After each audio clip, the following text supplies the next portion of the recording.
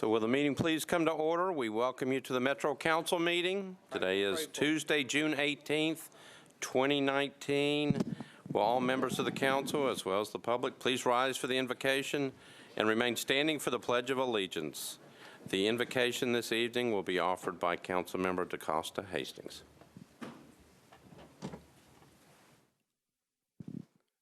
Dear Lord, our God, we give you glory. We give you honor. God, we praise you for all things that you have done. God, we ask you to go with us on tonight as we go and fight for the people that we represent, that we will do the right things. God, charge our leadership here in this city, that we will be able to reach new levels and do new things that will be able to generate the funds to be able to help the people that work for this city.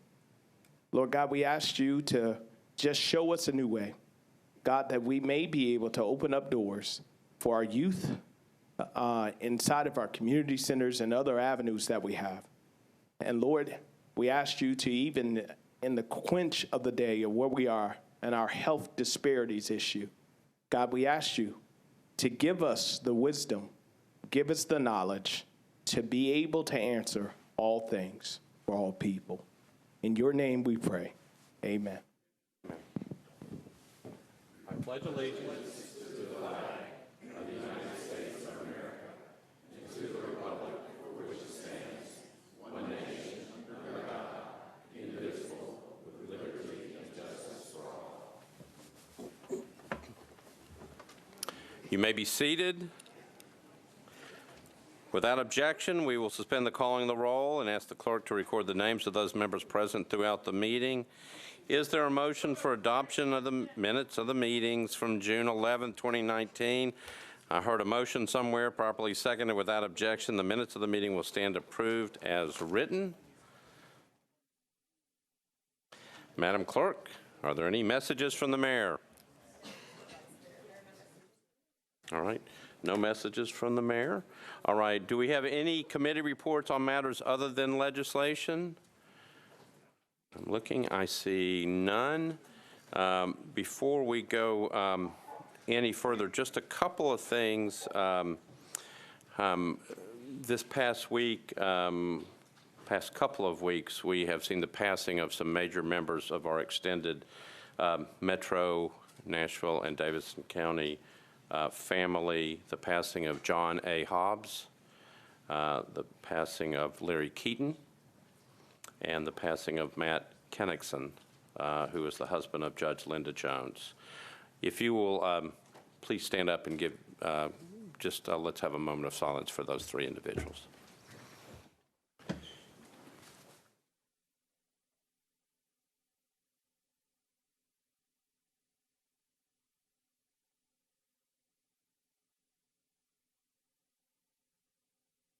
All right, thank you. Very important members of our community. On a more positive note, I do want to give a shout out to the Vanderbilt Commodores baseball team, which are in the College Baseball World Series. I believe that they are playing tonight. Oh, they got rained out. Well, Councilmember Roten, if you hadn't said that, people might have been going to watch the game. So it's a good thing. I want everybody to stay right where you are. All right. So we have two presentations tonight. The first is from Council Members Hurt, O'Connell, and others, and you will be recognized at the back podium.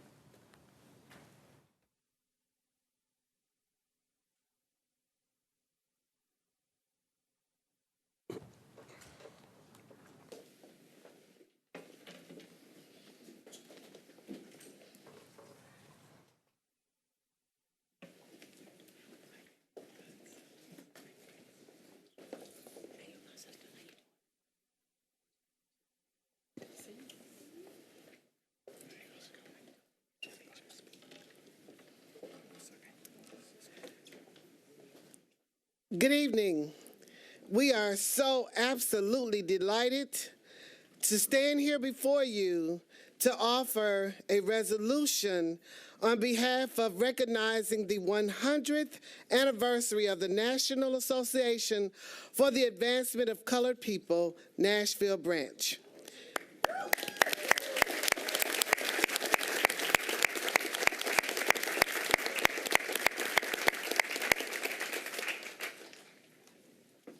Well, I think you can do better than that. So when this is done, we're going to have to stand up and recognize them in the fashion in which it is deserved.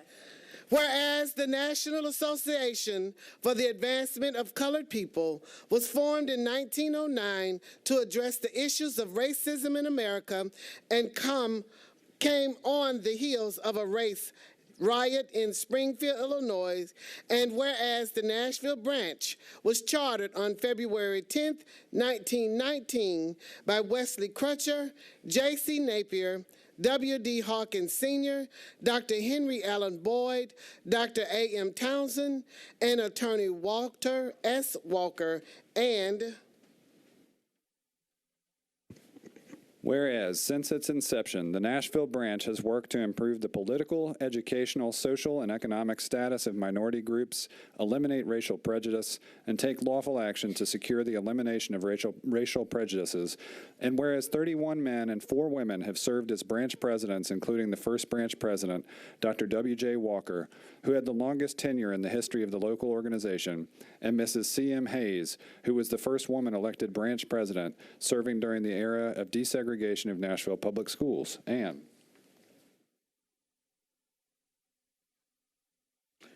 whereas in the early 1960s, the branch received space for an office and permanent headquarters through a generous donation from Mr. J.W. Frierson, a Church of Christ leader and successful businessman.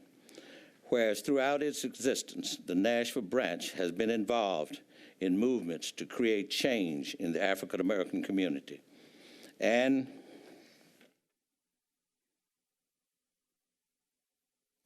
whereas attorneys Z. Alexander Luby and Avon Williams implemented the NAACP's legal social justice strategies locally and won the lawsuit to support the equalization of pay for Black teachers' salaries in 1942, and I got more. Whereas in 1946, Luby and Thurgood Marshall led the team of NAACP lawyers who successfully defended the 34 Black citizens that were jailed after what became known as the Columbia, Tennessee race riots. And whereas in 1961, the local branch was instrumental in changing the South Central Bell Telephone Company's policy regarding the non-hiring of Black operators, and whereas the Nashville branch was also responsible for sparking the movement to desegregate Nashville public schools, as well as helping to change policies regarding Black citizens, access to the Parthenon, the Nashville Public Library, airport, state parks, and the State Museum, and whereas more recent civil rights activities by the branch include involvement in the passage of the new Equal Business Opportunity Law, voter registration drives, job opportunity and expungement clinics, criminal justice action, supporting the establishment of the Nashville Community Oversight Board, and supporting the call to Governor Bill Haslam to grant clemency to Centonia Brown. And whereas annually, the Nashville NAACP branch handles more than 2,000 discrimination complaints and provides a vehicle for public and private employers and institutions to address and prevent discrimination issues through their complaints process. And whereas initiative and work of the Nashville branch would not be possible without the volunteer members who lend their time, talent, and resources towards furthering the goal of equity, equality, and justice for all. And whereas it is fitting and proper that Metropolitan Council hereby recognize 100th anniversary of the National Association for the Advancement of Colored People, NAACP, Nashville branch, and honor their effort, ensure a society in which all individuals have equal rights without discrimination based on race.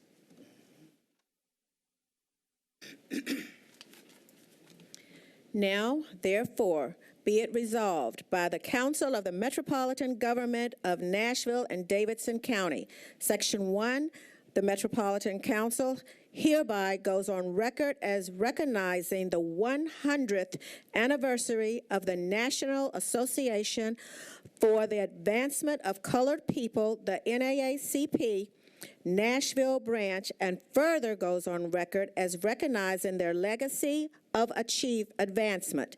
Section 2, the Metropolitan Council Office is directed to prepare a copy of this resolution to be presented to the NAACP National Branch President, Mr. Keith Carwell. Section 3, this resolution shall take effect from and after its adoption, the welfare of the Metropolitan Government of Nashville and Davidson County requiring it.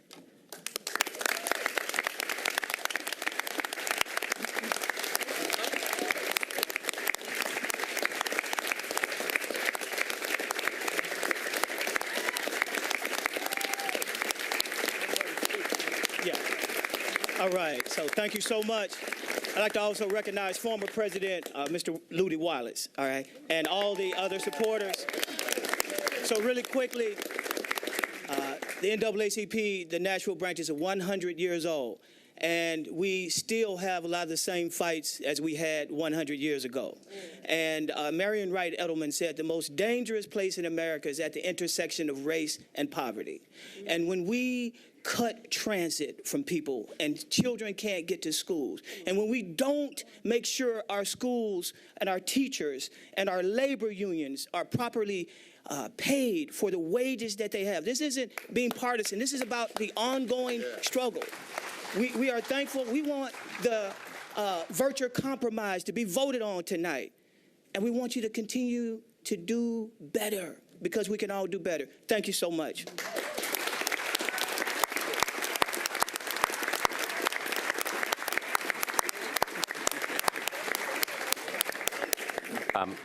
Councilmember Wallace, you are recognized. I didn't seek this podium because you probably think I talk too much already.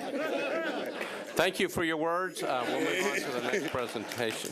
But I do want to say I'm very proud of the City Council going on record adopting this resolution recognizing the Nashville branch of the NAACP 100-year anniversary. And I'm so proud of you all. You all know that already. And like the president said, just continue to try to do the best you can or try to do better. And hopefully later on tonight you will. Thank you, Councilmember.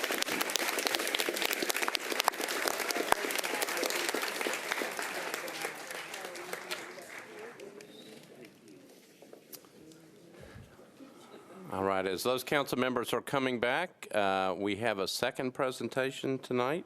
It is by Councilmember Jacobia Dow.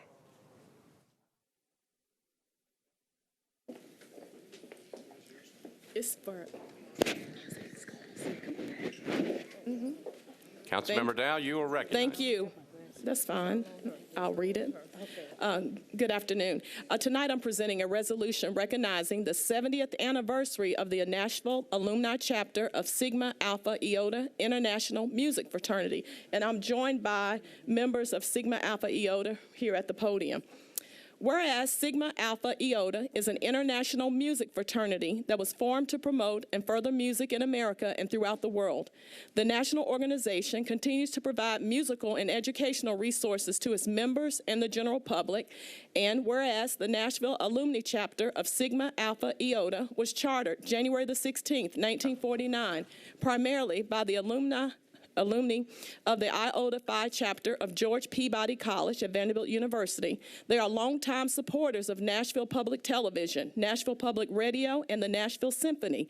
And whereas, as an organization, they have participated in many music-related activities in the Nashville community, from the citywide Christmas Carol Festival in the 1950s to volunteering with educational efforts geared toward young people with the Nashville Symphony. The Nashville Alumni Chapter of Sigma Alpha Iota has long worked to promote music in the Music City.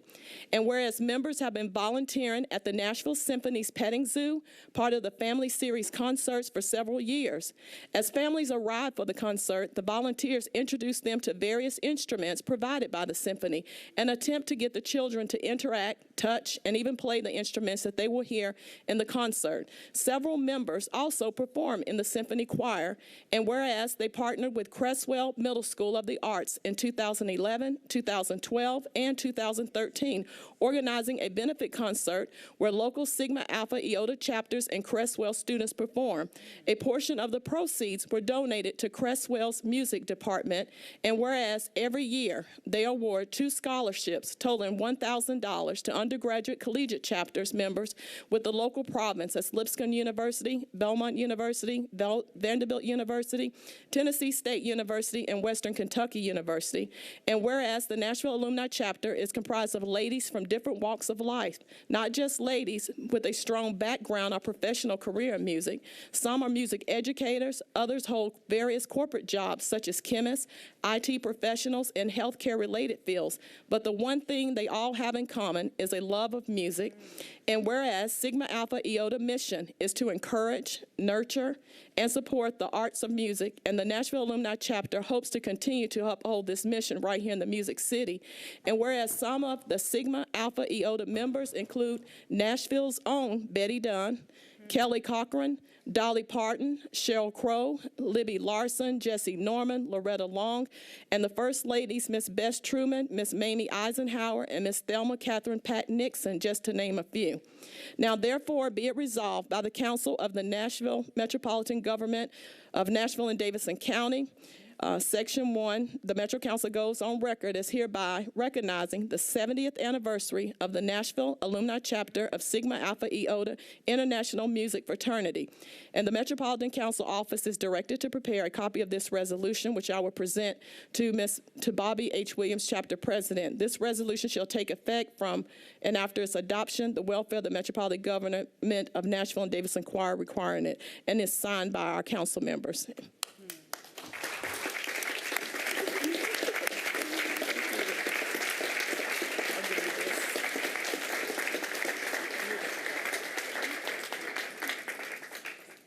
On behalf of the Nashville Alumni Chapter of Sigma Alpha Iota International Music Fraternity, I want to thank Councilwoman Jacobia Dow and the members of the Metro Council for recognizing our chapter's 70th anniversary. Sigma Alpha Iota works to support the art of music in schools, communities, and throughout the world. Music is one of the most important commonalities for the human race. Music can set the mood in a room. It can convey emotion, give one hope. Music can show enjoyment in food. Have you ever watched a child eat their favorite meal and they start to hum and sometimes they're dancing in their seats? That is music being enjoyed with their food. Music can even break barriers. Music can change lives. Some may be thinking, change lives how? A perfect example was highlighted in USA Today news recently about a 4-year-old boy in Minnesota who has autism and doesn't talk.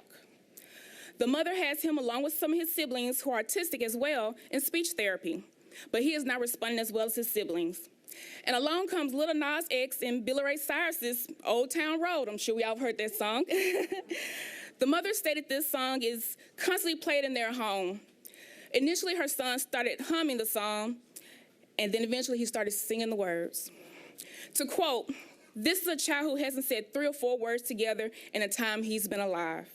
It took them 6 months to teach him the letter A, and now he is singing a song." If you would like to hear other similar stories, just to talk to someone in the music therapy field. Despite such successes, music and other arts-related programs are some of the most underfunded programs in our school system, sometimes to the point of being cut. but music, along with other arts mediums, can and are changing lives. As I wrap up, I encourage you to reach out to your local schools and see if their music or other arts-related departments need assistance, whether it be monetary, supplies, or your time. Again, thank you to the Council for the chapter's recognition. We appreciate it. And thank you for allowing this time to share in the impact that music can have on people's lives.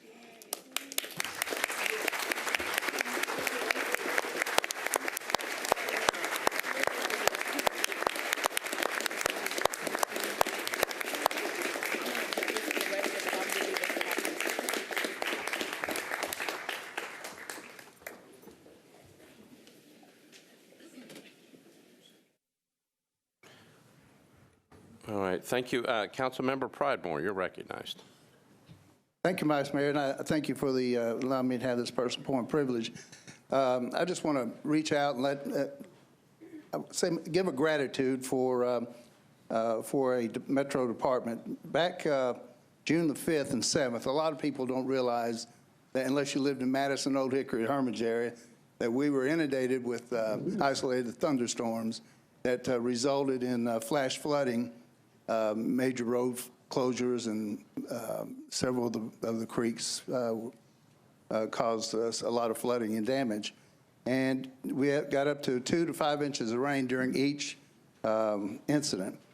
And I just want to reach out and thank Metro Water and Stormwater for responding the way they did. We had calls, like I say, a lot of flooding going on, and they immediately, they had someone that was responding to every incident. All we had to do was give them a call, and they had engineers and service people that would respond immediately. And I know there's still some calls that are coming in, and they're handling them, and I've actually gotten results from a lot of them already.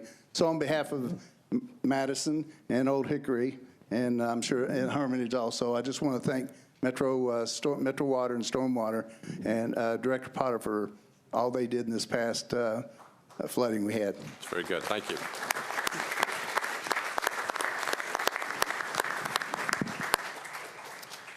Councilmember Hurt, you're recognized. Thank you, Mr. Vice Mayor. You had mentioned earlier about some of the tragic losses that we've had in Nashville. I wanted to also make note that our first African-American assistant police chief, Richard Nathaniel Nick Ordway, passed away, and wanted us to recognize and have a moment of silence in his memory. All right, thank you.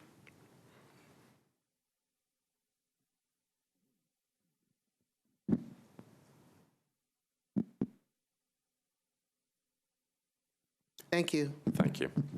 Thank you, Councilmember. I appreciate that.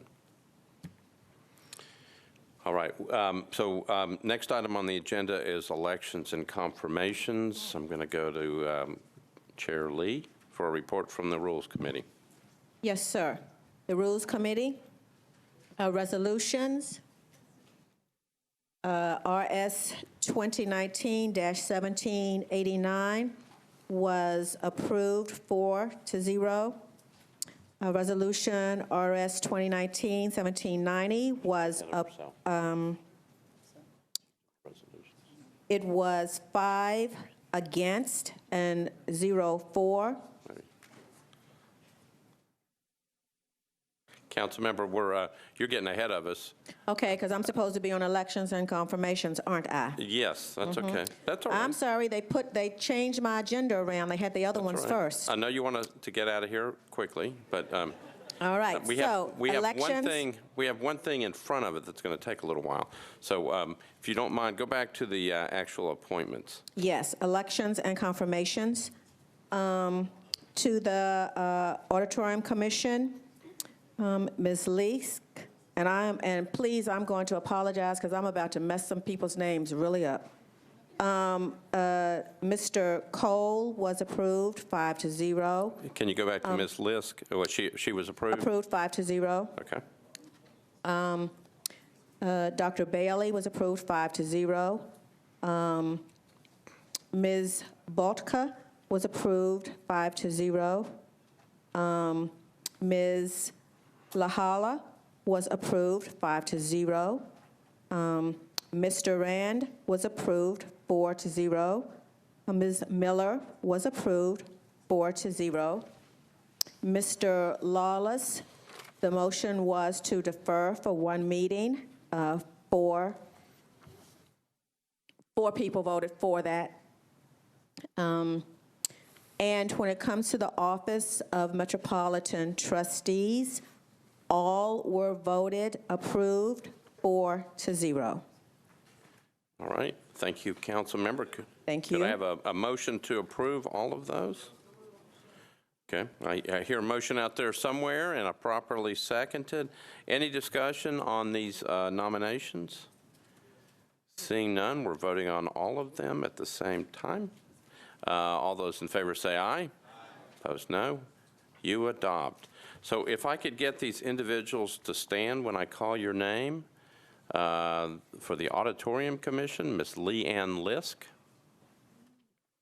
The Cheatham County Rail Authority, Mr. Edward Cole. Employee Benefit Board, Dr. Stephanie Bailey.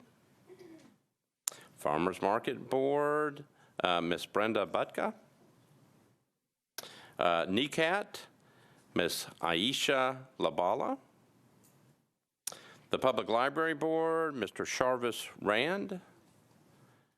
The Transit Authority, Ms. Janet Miller. And that's what we've got. Thank you all for being willing to serve Nashville and the Metro Nashville and Davidson County government. We appreciate all your efforts. We invite you to stay tonight if you'd like. We have a fairly quick agenda. But if you need to go, then you're welcome to go. But thank you all very much for your service.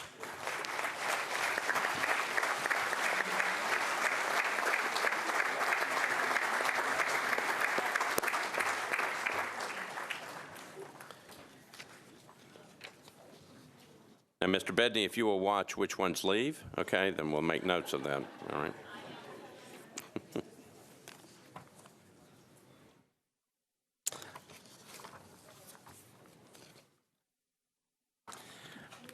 Okay, we are now ready to, the next item on the agenda is the selection of the individual who will take over after the death of Mr. Charlie Cardwell for the office of the Metropolitan Trustee. We'll wait until some of these folks head out, and then I'll explain the process that we're going to use. Councilmember Dow, you want to be recognized? Councilmember Dow? Okay, no problem. Okay, so again, we are now ready to take up the election for the office of the Metropolitan Trustee. Pursuant to Rule 44, the candidates must have filed a nomination with the clerk's office and submitted the necessary questionnaire, appeared before the Rules Committee, and met the required qualifications for the position. As you heard Chair Lady Lee, all four of the individuals appeared before the Rules Committee and were approved through that process. Madam Clerk, it's my understanding that the same four filed proper nominations with the clerk's office and submitted the necessary questionnaire. Is that correct? All right. So we have four individuals that are up for nomination for the Metropolitan Trustees position. We have Councilmember Jacoby Adow, Councilmember Erica Gilmore, Mr. Parker Toller, and Councilmember Tanaka Vercher. So the way this is going to work is that each person who made the nomination, or if they wish to defer over to the candidate, we are going to allow each of those individuals up to 5 minutes. So per candidate, either the person who made the nomination or the candidate, they can divvy up the time. But each candidate will have 5 minutes. After that, we will then go on the board for a vote. I think we have room for all four candidates to be voted on. If a person receives a majority of the votes cast on the first round, then that individual will be selected. If not, we would then take the top two, and then we have another vote. Any questions about that process? Again, 5 minutes for each of the candidates, and it can be the person who made the nomination, or they can defer to the candidate, or the candidate themselves can speak. And then we will go on the board. All 4 names will be on the board. Person receives the majority of the votes cast on the first round, then they are selected. If not, we go to round 2. All right? Again, any questions about the process? All right, seeing none, what we are going to do is we'll go through alphabetical order. I'm going to go to Councilmember Jacoby Addow. You're recognized first. Thank you, Vice Mayor. First of all, I want to thank all of you for considering me for the trustee position. I appreciate all of those leaders who knew of my interest and personally reached out to me to give me the nod to go ahead and consider the appointment. I'm also deeply grateful for all of you council members who took the time to consider my qualifications and were prepared to vote for me today. The trustee job is one of the most important offices in our city government. Charlie Caldwell was an exemplary public servant who represented this city extremely well. He was the type of person that many of us who desire to remain in public service can look up to as an example. He was kind, dedicated, and above everything, professional. He wasn't just a figurehead, but he was knowledgeable with a strong background in finance and accounting, and he oversaw a great team who made sure we timely and accurately collected the funds to operate our great city. But after much consideration, I have decided to withdraw my name from consideration and lend my support to Parker Toller. I've asked people supporting me to also support Parker Toller. It was not an easy decision for me to make. As many of you know, that opportunity does not always knock more than once. However, I know my first obligation is to my District 32 constituents, whom I agreed to serve in my council role. I still have some unfinished business in my district to complete, and it's important for me to complete what I started, so I will finish my term.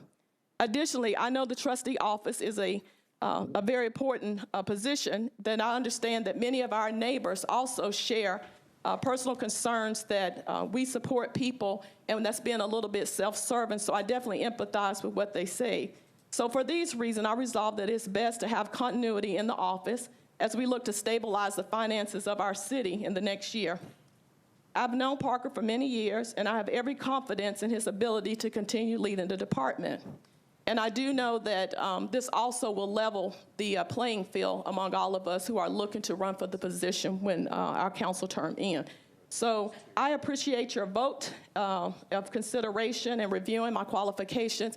And I do plan to run for trustee at the point in time, but this evening I'm going to remove my name for consideration and ask that you support Parker Toller. And thank you. Thank you, Council Member. All right, so again, my understanding is that, do you wish to withdraw your name from consideration so it won't show up on the vote? Okay, all right. All right, so thank you, Council Member. Next person recognized is Council Member Erica Gilmore. Vice Mayor, Councilmember Bettany is going to open for me. Thank you. Councilmember Bettany, you're recognized. Thank you, Vice Mayor. So we all have a great deal of gratitude towards Trustee Caldwell, and we were all very sad when we learned of his passing. The thing that always struck me the most about his work was his compassion and empathy for families that were barely making it in Nashville, and his effort to try to get additional funding to match what the state was doing. So when Councilmember Gilmore came to me, asked me for my support on her efforts, immediately I thought that she will be good continuity for the work and the leadership that Charlie Caldwell had brought to the city, and I decided to lend her my support. So although we have some really great candidates, I think it's going to be very tough for us to decide. I'm going to support Councilmember Gilmore, and I would like to give her the floor if the Vice Mayor will approve. Sure. Councilmember Gilmore, you're recognized. Thank you, Councilman Bettany, for nominating me. Also, I want to thank all of the council members just for listening and giving us the opportunity to speak with each one of you. I think anytime anyone offers themselves up for public service is definitely a sacrifice, and you open yourself up for scrutiny as well as opportunity. Charlie Caldwell was a great trustee, and he definitely had compassion, and he did a wonderful job for the 40 years he ran it. I am running for this office. I'm seeking the position, the nomination here, and I also will be running. Just quickly to tell you a little bit about me, for some of you who do not know me, some 8 years ago when I was in Hope Gardens and I was a teacher, I decided to run for the council, and people told me at that time, they said, girl, you don't know nothing about the council. You're a teacher. You need to stay a teacher. But I had a passion, and I was very involved in my community. And as I began to knock on the doors with my daughter and talk to each person, I learned more about what the community needed, and I ran, and I was successful at it. And I helped during that time do a lot of things such as the historical overlays in Germantown. We did the Suffordale Baseball Stadium. We also did the LGBTQ bills that were not popular at that time at all. Now it's no big deal. But during that time, Lisa Howe was a coach, and myself and Councilmember Jameson at the time sponsored that bill that said, we as a city will not allow other partners that do participation with us in contract agreements to discriminate. And so I stood for that. And the same thing as we did with Councilmember Davis, we did Do Better bills to say that as a city that we believe if you do business with us, we support corporations, but you've got to honor our workers. In addition to that, I also sponsored a resolution with Councilmember Glover to say that we will not close Metro General. Myself and Councilmember Cooper worked on some things for the African American Museum to say that it is very important that it be strong and successful and have a presence on Broadway, because we knew the importance of that. Those are just some of the things that I have done during my time. Why do I share that with you? Because I love people. I am committed to service. Service is something that I live for and I love doing. And I love the quote that Dr. King says. He says that anybody can be great because anybody can serve. Now it's some 12 years later, and I still have a heart and a compassion for teachers, but I did a wonderful job being a council member. And I promise you, if given the opportunity to be appointed by this body, I will do the same. I will operate in integrity. I will listen to the people of this city, and I will do everything that I can to uplift that position and make it more than just a collection of taxes. Like we know the council is about zoning and budgets, but when we tie people to it, it takes on a bigger meaning. It's not just numbers anymore, right? It's people's lives. It's about the teachers. It's about the police. It's about the firemen. It's about the people in our city that make this city work. It's about all the residents. It's not just about citizens. So in closing, I would ask for your recommendation, your vote, and if not, please know that I will still continue to run. And also, I appreciate each one of you giving me the opportunity to speak with you and to serve. I always consider it an honor. Thank you. Thank you, Council Member. The next individual is Mr. Parker Toller. I'm going to go to Council Member Swope. Thank you, Your Honor. Tonight, I am honored to nominate Mr. Parker Toller for the position of Metro Trustee. Mr. Toller is a lifelong resident of Davidson County, has worked for the Water Department for over 37 years, was an advisor to Public Works, Codes, and the Water Service. He's been the president of the Metro Retirees Association since 2013. He's the former two-term council member from my current district, and also Fabian's when it was still one. He's the current president of the Oglesby Community Center, and above all else, he has served the Metro trustee, namely Mr. Charlie Cardwell, as outside counsel for over 7 years. I believe that Mr. Toller's exceptional record of public service speaks for itself. You recently received a letter from Mr. Bill Freeman, who I think everybody in this city knows. And I'd like to quote Mr. Freeman right now. Parker's unique combination of experience with Metro services and within the Metro Council, combined with his proven dedication to serving Nashville with kindness and consideration, make him the perfect person to be Nashville's next Metro trustee. Now, I agree with Mr. Freeman on this one. And it is my belief that a smooth continuation of services and staff within the trustee's office is essential to our city, especially now. With Mr. Toller's experienced guidance, I believe that goal would be achieved. So tonight, I am proud to introduce Mr. Parker Toller and ask all of you to vote for Mr. Toller. Mr. Toller, you're recognized. Thank you very much. Thank you, Councilman Swope. Mr. Vice Mayor, council members, I'm Parker Toller. Thank you for giving me the opportunity to speak to you this evening. It was not my plan to be here this evening asking you to appoint me trustee for Metro Nashville-Davidson County. However, after the passing of my lifetime friend, Charlie Cardwell, a few days after, I stopped into the office to just speak with all the folks that are in the trustee's office, mainly just to kind of reminisce about Mr. Cardwell. While in the office, I was encouraged by the staff to seek the appointment of trustee for the interim time. I've been working in the office for the past 7 years. During that time, we called tax season. I was honored and humbled to be asked by the staff, who all know me pretty well after 7 years. Later that evening, I had a call from Charlie's children that asked me to seek the position. Over the weekend, I gave it serious consideration. It really had not been my plan to do that, but after a while, the time was short on making the decision. I then called Councilman Swope and asked he nominate me for the office of trustee. It is my desire to keep the great office with excellent staff stable until the election in August of 2020, when the election will be open to all. The office of trustee is an important part of Metro government, and I assure you I will keep the high standards set out by Charlie Cardwell. I cannot be Charlie Cardwell. No one can be Charlie Cardwell. I will try to keep his vision for the office and treat taxpayers kind and respectful.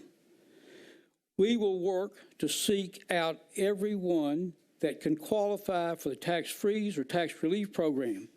These are programs for the elderly that meet rules set out by the state of Tennessee. I ask you for your vote, and I would like to thank Council Member Dowell for her support, and I would like to thank each of you for your support. And I thank each of you for taking my phone call and explaining why I was seeking this office. I ask you to vote. I promise you I will do my best to carry out the duties of the office of trustee as expected by you and the citizens of our community. I would appreciate your vote. Thank you. Thank you, Mr. Toller. Our last candidate is Councilmember Tanaka Vercher. You're recognized. Thank you, Vice Mayor, and I want to thank my colleagues in the chamber. I want to thank the trustee staff. Many of you know I just speak from the heart, and got a phone call today from you, Vice Mayor. You were asking how I was doing. I was at Harold's Chicken Shack, and I was contemplating on what would I say in this moment. And Vice Mayor asked me, he said, how are you? This is the conversation just for full transparency. I say, I'm fine. I'm at Harold's getting some fried chicken. Saw some other people there, and we were talking about the budget and just talking about the overall service for the city. I never considered being trustee, and the results of Mr. Caldwell's passing, people came to me and said, you would be great for that position. You have the military background, you have the educational background, and you have the professional background. I work in finance every day. I work with some of the most vulnerable in our city every day. So I understand the mechanics and the nuances as it relates to dealing with those and their finances. I say all that to say the legacy that he left behind wasn't just about collecting taxes. And in my second year of chairing budget and finance, I know that office is one of the most important offices for Metro government. No one can tell me about the importance of the office. I know that. You're going to know that tonight, too. I will bring to the office just understanding people, a continuance of kindness and operating that office with integrity, but also understanding that we still have to do the business of the city. I will do that with the utmost professionalism. I've already demonstrated that in this process. When I was getting calls about putting my name in, and many of you know, I said, I'm not going to entertain that right now. Just out of respect for him and out of respect for his family and the service that he's done, that he did for this city. I wanted to do it in my own way that I knew if he was still here, he would say, "Shipmate, you did well." So I'm asking you to consider my educational background, my leadership here with you, my national appointments on other boards, my professional background. I can add continuity to the office. I'm not a disruptor. I understand the culture of the office. He and I was trained. We have some of the same core values, and it is evident in how he ran his office. They are a family. I would be honored to be part of that family. And with that, I ask for your vote for the appointment to be your next trustee. Thank you, Council Member. Here's what we're going to do. We now have 3 nominees, Erica Gilmore, Parker Toller, Tanaka Vercher. Madam Clerk, I assume we've got it down to 3 on the ballot, okay? And so you'll be able to vote for one, and then we'll see, after we take that vote, we'll see where we are. I will say, my father, when he was alive, always said that you should have great respect for anybody who is willing to put their name on a ballot and run for a position. I think we have 3 fine individuals. These are always difficult votes. They're not meant to be, sometimes you just have to vote. But I very much respect all 3 candidates that are willing to put their name on the ballot and do this. We lost a great man in Mr. Cardwell, as you all know. We have a tough budget in front of us to get through, and I wish he was here tonight. Having said that, Madam Clerk, let me first go to Mr. Kendall. Councilmember Kendall, you're recognized. Yes, is this just a simple majority of the 3, or is it require a certain number? It is, you have to get, there'll be 3 people on the ballot. You will have to get a majority of those members voting. So if an individual, if let's say there are, I'm not sure how many people are in here right now, if there are 34 people in here and 34 people vote, you would have to get 18 to be selected on the first round. If someone does not get a majority in the first round, we then take the top 2 and then we vote. Okay? Does that help you? Okay. Councilmember Hurt, you're recognized. Thank you, Mr. Vice Mayor. Is there a possibility of abstentions? You can always abstain. Okay. Does that answer your question? Okay. Any other questions before we're on the board?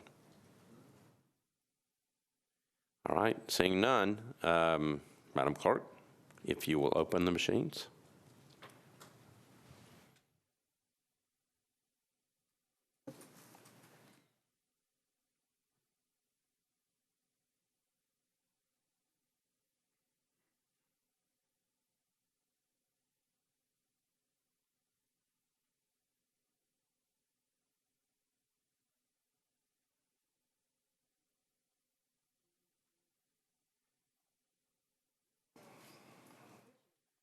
Hold on, Councilmember Porterfield, we're in the middle of a vote. For what reason? You don't have it's not showing up? Okay.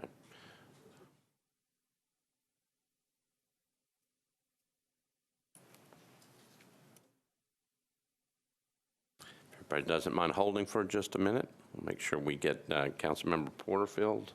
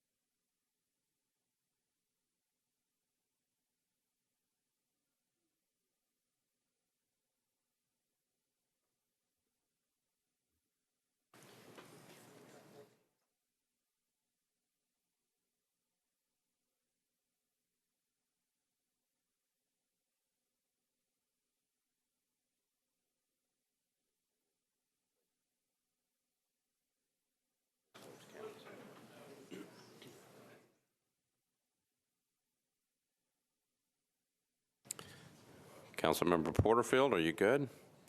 You're not good?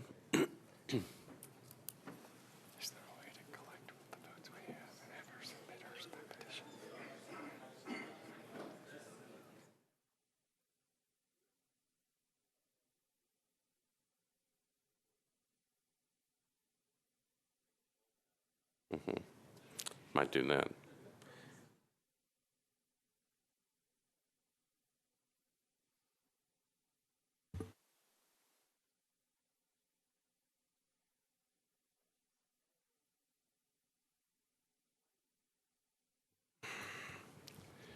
So, Madam Clerk, do we know what the holdup is?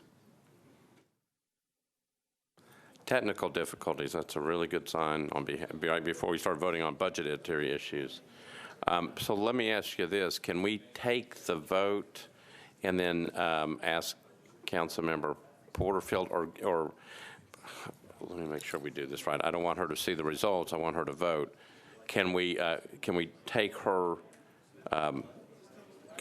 vote by ballot, bring it up front, and then count it as part of it? Yes. All right, so because this is going to be a holdup and we need to proceed, Councilmember Porterfield, if you will write your name on the ballot and then sign it, Austin's going to come and get it, or someone's going to come get it.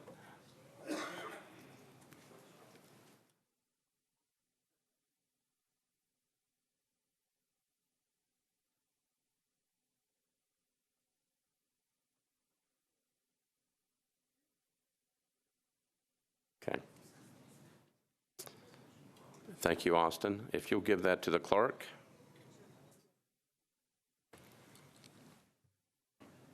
Okay. No, you can look at it. You good? Okay, Madam Clerk, if you will close the machines and take the vote and then add Councilmember Porterfield's ballot in.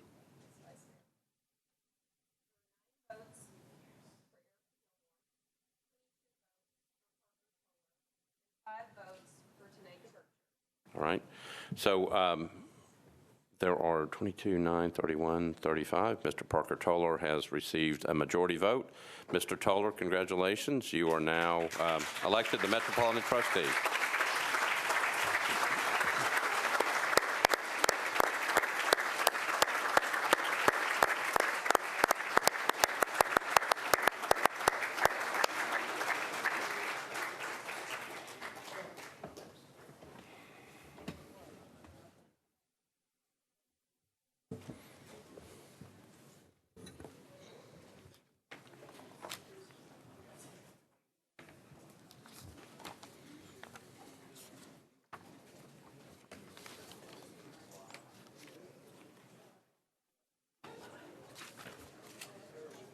We're good? We're good. We're going to take it right now.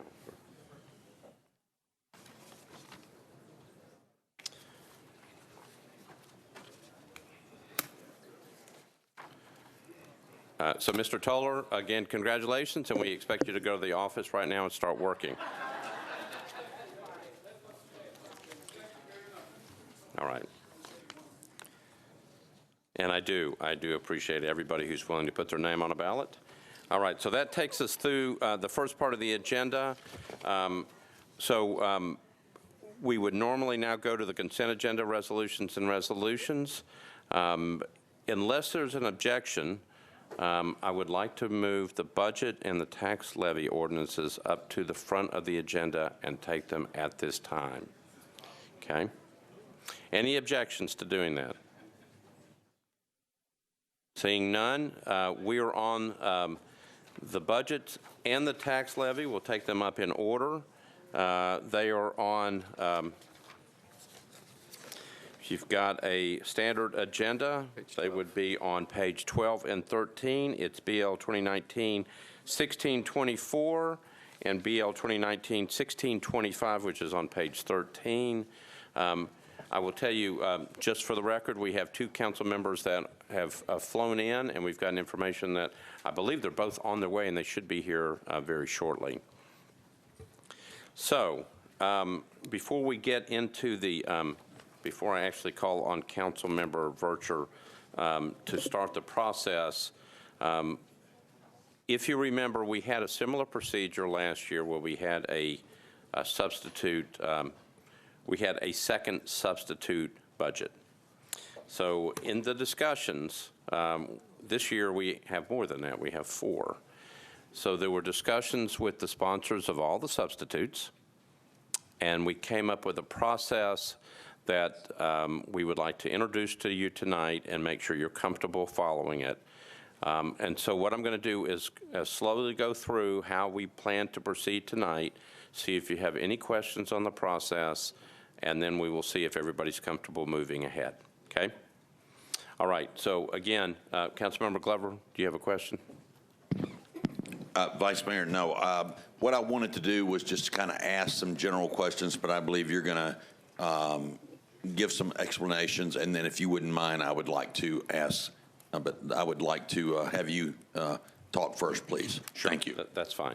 All right, thank you, Councilmember Glover. Again, if you have questions on any of these things, you're certainly willing to hit your button, or after we get through the whole process, then we can go through this and make sure we're comfortable with the whole process.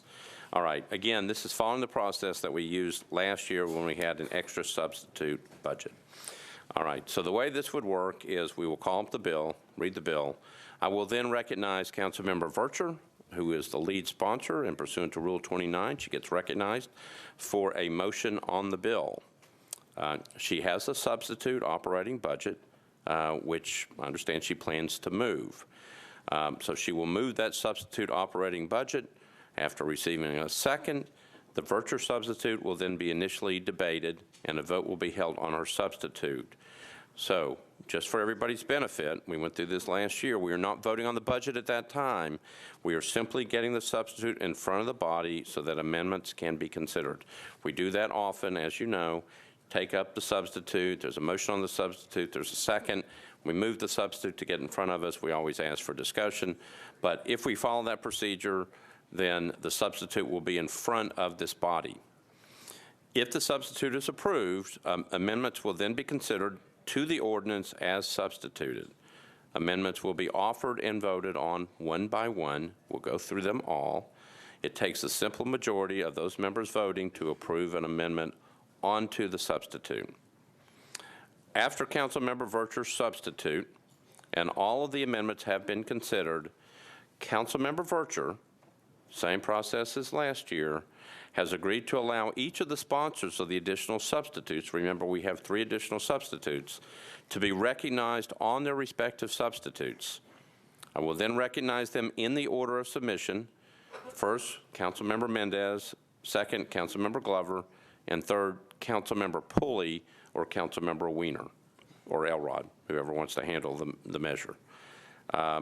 Each sponsor or representative of the sponsor will be allowed 15 minutes to describe their substitute. We'll be on the board, on the board in terms of the time. So each member, the person, the sponsor of the substitute, or somebody representing the sponsor, will have 15 minutes to describe their substitute. After all those descriptions, we will allow full discussion on all 3 substitutes. So there will be plenty of time to ask whatever you want to on those three substitutes. Each substitute, after we have a discussion on all three substitutes, then, assuming we're following this process, each substitute will then be subject to a vote. They are not amendable, again, following this process, they are not amendable pursuant to Rule 34. If one of those second substitutes is approved by a majority of this body, no other substitute may be voted on. There can't be a third substitute, okay? So again, the substitutes are going to be voted on in the order of submission. Mendez first, Glovers, and then Councilmember Pulley's. Now, this is where you have to be watching what we're doing. If one of those substitutes prevails, it becomes the ordinance, and that's the one we're voting on. Once one of them is, if one of them is voted in the majority, if we get a majority vote for one of those substitutes, we're on that, and that's the one we're on. We don't go to any others, okay? Now, if none of the second substitutes prevail, then we are on Councilmember Virtue's substitute as amended. If Councilmember Virtue's substitute fails to get a majority, the budget ordinance is basically, well, it is. It's finished. There's nothing left to vote on, and the mayor's budget becomes law. We have no other things to vote on. So I'm going to go back and repeat that again. Remember, what we're going to do is we're going to have discussions on the substitutes. You can ask whatever questions you want, and then we're going to start voting on the substitutes with Councilmember Virtue's budget substitute as amended still sitting there. So we will then vote on Councilmember Mendez. If it gets a majority of the vote, a positive majority of the vote, we're on his budget, we're on his substitute budget, and then we proceed ahead. If it doesn't, then we go to Glover's. If that doesn't work, if that doesn't get a majority, then we're on Councilmember Pulley's. If that doesn't get a majority of the vote, then we go back to Councilmember Virtue's, and then we're on hers. So again, if none of the second substitutes prevail, we are on Councilmember Virtue's substitute as amended. If Councilmember Virtue's substitute fails to get a majority, the budget ordinance is finished. Again, there is nothing left to it, and the mayor's budget becomes law. Okay, so if one of the substitutes is approved, we are on that substitute, which becomes the ordinance, and then it will be moved for adoption. If that ordinance, that substitute that we've adopted, receives 21 votes, it will be the budget. That includes Councilmember Virtue's if we get to that point. If that's where we end up, and Councilmember Virtue's final substitute as amended, when we're on the final vote, gets 21 votes, it will be the budget. If the ordinance that we vote on receives less than 21 votes, the mayor's budget prevails. So I'm going to ask for questions, and then I'm going to see if there's any objections to how we proceed. Councilmember Glover, you're recognized. Welcome back, Councilmember Pulley. Thank you, Vice Mayor. All right, so I don't want to speak on behalf of anyone, the administration, yourself, et cetera.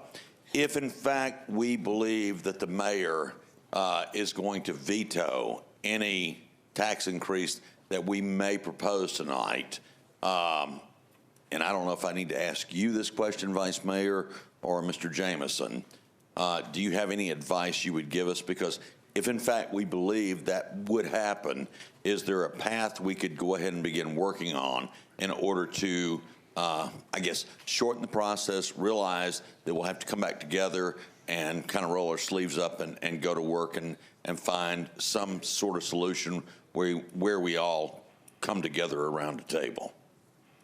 Sorry for a vague question, but I just don't want to waste a lot of time. So I'll start, and then I'll turn it over to Mr. Jameson.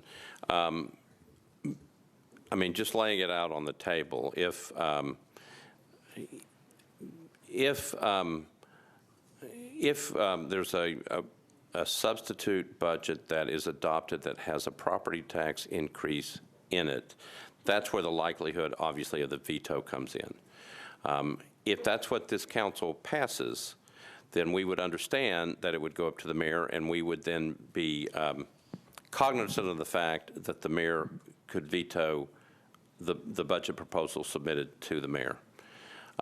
So based upon that, it would be my preference, or what we would do is we would adjourn when we get through with the calendar, the agenda tonight, we would adjourn to a date certain for the specific purpose, with an understanding that the budget ordinance that we submitted could be vetoed. We would adjourn to a specific date where this body would come back together and then vote to either to override the veto or not override the veto.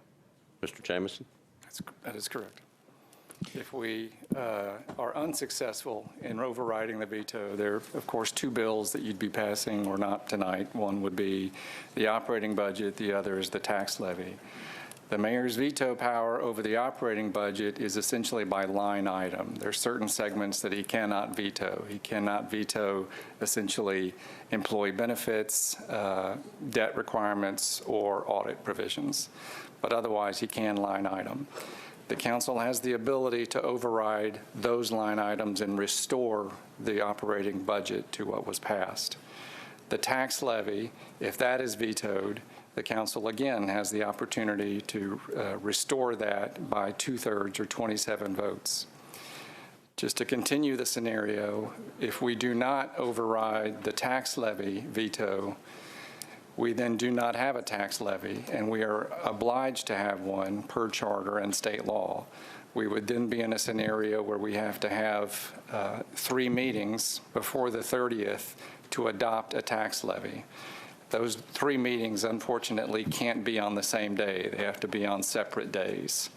And at that point, we would hopefully have adopted a tax levy that is sufficient to fund the operating budget. Okay. So then let me ask, I guess take the scenario a step or two farther, if you wouldn't mind, Vice Mayor. Would realistically, given that you cannot do a line item veto, realistically, would you probably, and I'm asking in theory here, would you probably veto 1625 and leave 1624 because that would throw it all back here? Or what's the scenario that you would see happening there, Mr. Jameson? Right. He could opt not to veto 1624 in any to any extent at all, or just some line item portions thereof, and simply veto 1625. Then we have the reinstatement opportunity by 1 meeting. If we cannot get 27 votes, then you're looking at the 3-meeting scenario.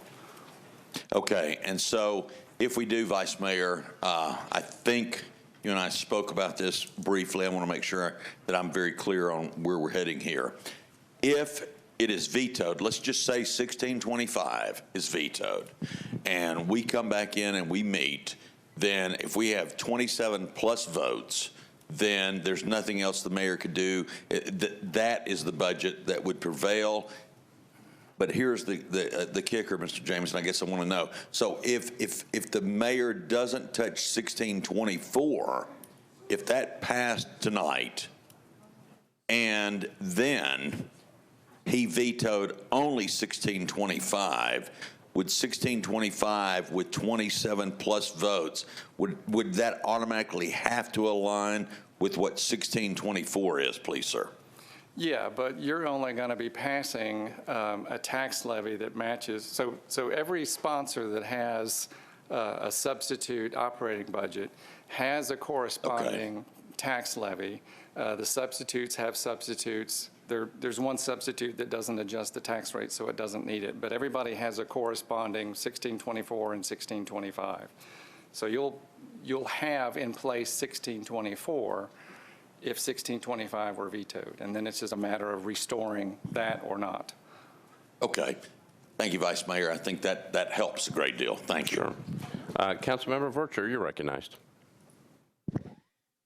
Vice Mayor, I'm going to hold my comments for the time we actually go for the vote.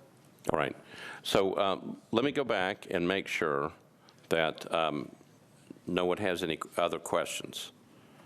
Again, process is similar to what we did last year. We will go slowly through this process. You will have time to ask whatever questions that you want, unless there are motions that, stop the process in some way. But we're trying to we'll go through this very efficiently and effectively and slowly to make sure we know where we are, okay? Any other questions about the process? Anything? It's my understanding we've never had 4 substitutes before, so we're walking, we are going through this very slowly to make sure we get this correct, all right? Is there any objections about the process? Seeing none, we are on the bill. So we are on BL 2019-1624 by Councilmember Vercher, a bill to be entitled the Budget Ordinance of the Metropolitan Government of Nashville and Davidson County, Tennessee for fiscal year 2020. Councilmember Vercher, you are recognized. Thank you so much, Vice Mayor. Do you want the committee reports, or? You can give us the committee reports. That would be fine. Budget and Finance met yesterday. We had an extensive dialogue as it related to proposed substitutes and amendments, and the committee report is as follows. The Mendez-Davis proposed substitute. Budget and Finance recommended disapproval. It was 7 against, 5-4. The Glover substitute, Budget and Finance recommended disapproval, 10 against, 1-4. The Weiner-Pulley substitute, Budget and Finance recommended disapproval, 10 against, 0 in approval for it. The Vercher substitute, as amended, Budget and Finance recommended approval, 8-4, 3 against. For the proposed amendments, the Mendez amendment, the $7.5 million to MMPS, Budget and Finance recommended 12-4, 0 against. The Mendez amendment to MTA, $7.5 million, Budget and Finance recommended approval, 12-4, 0 against. The Mendez Library amendment for $1.6 million, Budget and Finance recommended approval, 12-4, 0 against. The Sledge amendment for MTA Fire Library Historical, Budget and Finance recommended approval, 12-4, 0 against. The Hall Partnership Amendment that would have removed the funding to the chamber. Budget and Finance recommended disapproval, 8 against, 1-4, 2 abstentions. There was a motion to defer. That motion failed, 7 against, 6-4. All right, thank you, Councilmember Vercher. Okay, so I'm recognizing you now for a motion. I want to move the substitute. Okay, so I have a motion that's before us on the substitute, to move the substitute, properly seconded. Any discussion? Councilmember Elrod, you're recognized.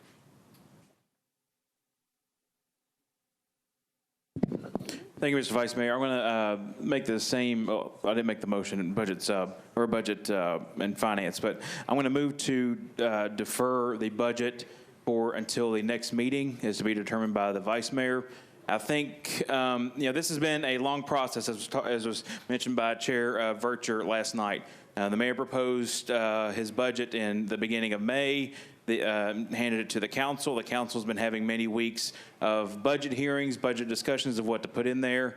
There has been a proposal, or I guess the first proposal, I forget when it came out, but it was a few weeks ago, for a potential property tax increase with an alternative budget. However, 2 of the other plans recently just came out less than a week ago, and one of them came out as late as Friday afternoon, and the one that is appearing at least to have the most support, that includes a property tax increase, that plan came out yesterday morning. And I understand that this is a long process, and that was the result of the process, but that's spending a lot of time on what to put in there. But then we are spending an extremely short period of time on how to pay for on what size of property tax to have and what that will go to pay for. So the work product of all of that is not being discussed for very long amongst us as a body, but I think most importantly amongst the public, that if there's a potential 15 to 16% increase in folks' property taxes, that I personally believe they should have more time to, read the plans, understand the plans, and contact their members of council. So I'm going to move for a deferral for those reasons. And I understand the precarious procedural issues that we may have with that. But, when the budget schedule was released at the beginning of the process by the council office, it included potential adjourned or special council meetings, this following Thursday or next Tuesday, a week from today, and in which I have blocked out, and I think at least some others have included blocked out on their calendars. So this is an important topic. We need to spend as much time on it as we need to.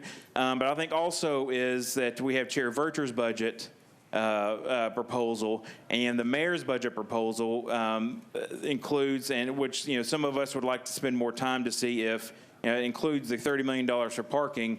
And we had some discussions in budget in the budget committee last night, or the budget committee did that they allowed me to participate in, to try to find some ways, some funding sources to replace that $30 million that is included as an assumption, in that budget. So I think if we are going to have a property tax increase, I think it's incumbent upon us to do as much as possible to see if we can not have a property tax increase. And I think that's what that budget does. And I think we need to spend as much time as we can to try to make that work. Thank you, Mr. Vice Mayor. Thank you, Councilmember Glover, you're recognized. Thank you, Vice Mayor. Mr. Jameson, if you would please walk me through, if we defer this, let's talk through a couple of scenarios, if you wouldn't mind.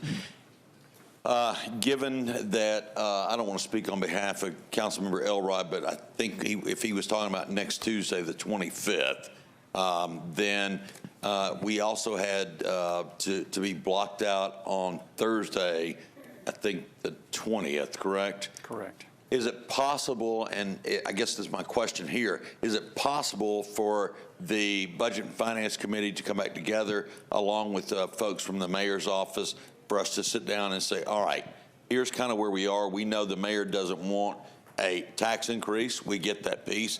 Is there any place to compromise? That way, perhaps we could go ahead and find some form of solution. Could we do that on Thursday and then convene the following Tuesday? You could announce a special Budget and Finance Committee meeting on the 20th. You could certainly announce, the Vice Mayor could announce a special meeting on the 25th, as long as we have 48 hours notice, written notice capability, which we would have. Many of you received an email from Austin Kyle in the council office that was polling as to availability of council members. He has just handed me, he has received 36 responses. 28 council members are available for June 25th. I don't know what availability is for the 20th, but that's the latest I have from Austin. Okay, Vice Mayor and perhaps Mr. Jameson on this. Given the deferral that's on the table right now, and that's what we're going to be voting on, if we do that, is it proper to go ahead and make the motion right now that we go ahead and give notice for the 26th, 27th, and 28th? In the event we need the 3 days, and that way it's there, and we've taken care of the requirements should 3 votes, 3 separate days be needed. Would that be appropriate? Or, I mean, I realize we're thinking ahead here, but I'm just trying to figure out to where we don't get down to June 30th at midnight and we're kind of stuck. I think you would have to take action on the actual deferral motion, and then if it is in fact deferred, then the Vice Mayor would have the discretion to announce, subject to the time limitations, the special meeting and the proposed agenda for that special meeting.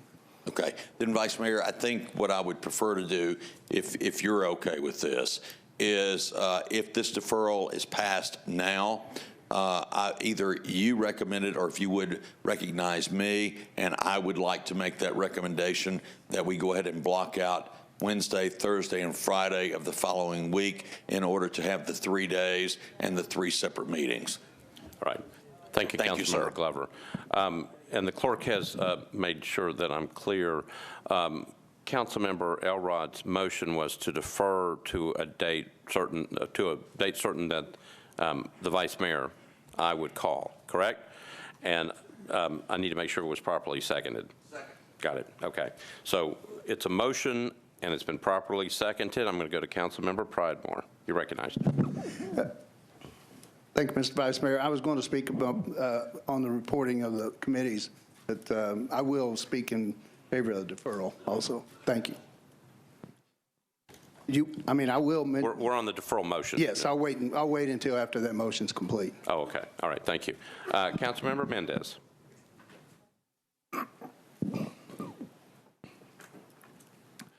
With all due respect to the motion, it's untenable for us to do that. The count is next Tuesday, 28 out of 36 will be here, which means that we're going to barely have a quorum. And we already know the likelihood of getting 21 votes on anything under that scenario is nil. And it's just not going to happen. And furthermore, based on the conversation yesterday in Budget and Finance, there's somewhere near 100% certainty that if we push off to another meeting, there's going to be more new suggestions. And whoever doesn't like those suggestions is going to say, oh my God, I just got this yesterday. How could I possibly have talked to my district about it? And we're going to... Hold on. We're going to be in exactly this situation again. We've run the process. Council Lady Vercher described in length yesterday how she's run the process. And delay doesn't do anything other than maximize the chance that this council doesn't pass any budget whatsoever. And that's no way to run a $2 billion enterprise. Like, we're here tonight. We should go ahead and swing through it. No deferral. Thank you, Councilmember. Councilmember Davis, you're recognized. Anthony Davis. Thank you, Vice Mayor. Yes, ditto that. And I was going to add, essentially, I feel like I'm having a little deja vu from the budget meeting. This is sort of how it started yesterday, and we were pleading, could we at least just talk through the budgets and the substitutes and everything we have here. We all got dressed up and came down here. Everybody's here. We're here to vote on the budget. And I think I understand, it got a little cloudy this week with some of these substitutes, but it's really, I think you all know at heart, it's going to boil down to a couple different paths. The chair has produced a solid path with, as amended, her option, or you have the administration budget or the administration budget plus a little if you go with the pulley path or something like that. So really, when it boils down, it's simpler than you think. The substitutes may have seemed to cloud things, but we had a great discussion yesterday on all the substitutes, on the budget as a whole, on the amendments, and I think we just need to, again, just like we did yesterday, as you heard in the committee report from the chair, beat down the deferral. We all got dressed up. We all came down here. Let's talk about the budget, and either we pass our budget, or I think the likelihood would be it could be the administration budget or something very close, and that's okay. That's what it is. But let's just go ahead and do that. Thanks. All right, thank you, Councilmember. Councilmember Sledge, you're recognized. Previous question. Okay, so there's a vote on, there's been a call for the previous question, so we are voting on whether to vote on the deferral motion. So we're not voting on the motion to defer, we're simply voting on whether we're ready to vote on that. Previous question's been called for. All those in favor say aye. Aye. Opposed, no. We are on the motion to defer. And to make sure that we do this right, I think we should go on the board. Madam Clerk? We are voting on a motion to defer to a date certain as selected by the Vice Mayor. And it was properly seconded. We are on the board. Madam Clerk, if you will, open up the machines.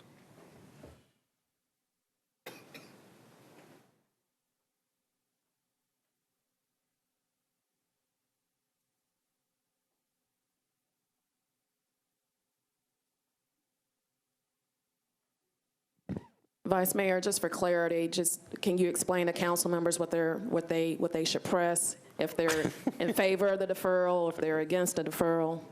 All right, so Councilmember Vercher, so if you're in, so the motion is to defer to a date certain selected by me. So if you want to defer this matter tonight, then you would vote for the motion. If you want to vote tonight, if you don't want to defer, then you would be voting against the motion. Everybody clear? These are important votes. Thank you, Councilmember Vercher. I've got all kinds of different colors on my screen. They changed the color, so I don't know if everybody's voted or not. Everybody wanting to vote? Want to vote?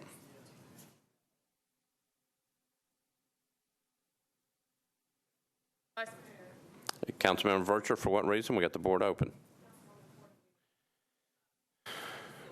Councilmember Porterfield is going to have to send up a piece of paper. Okay. Austin Kyle, do you mind going to get the piece of paper? Oh, we've got it. Oh, we're getting even better at this. I'm beginning to think that Councilmember Porterfield should move to another desk. I don't know if this one works down here, but I don't know. Let's make sure it works first. All right, so Madam Clerk, have you got the piece of paper? You've got it? Okay, Madam Clerk, close the machine and take the vote.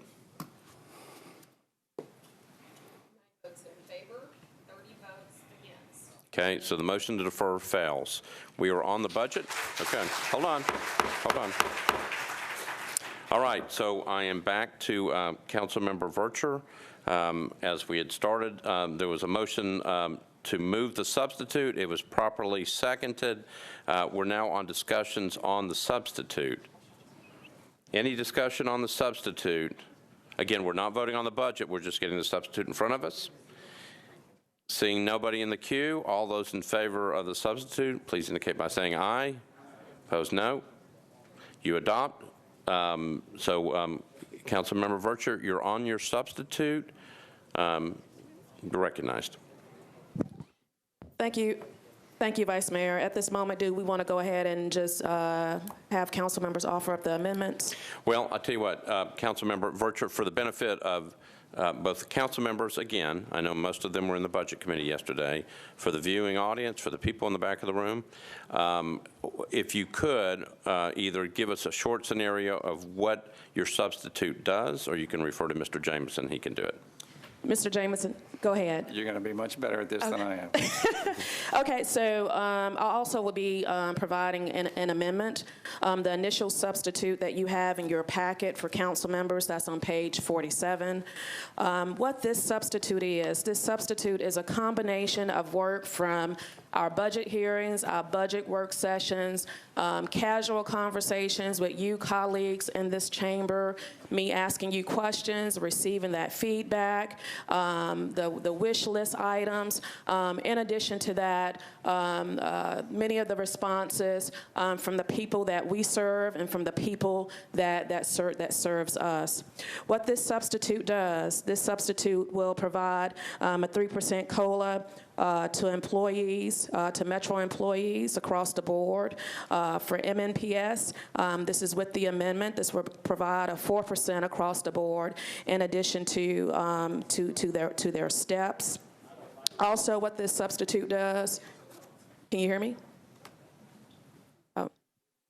Also, what this substitute does, it provides additional funding for police and fire. It will fund 9 firefighters and 20 police officers. Also, it restores the funding for NCAT at $50,000. It puts funding in for transit.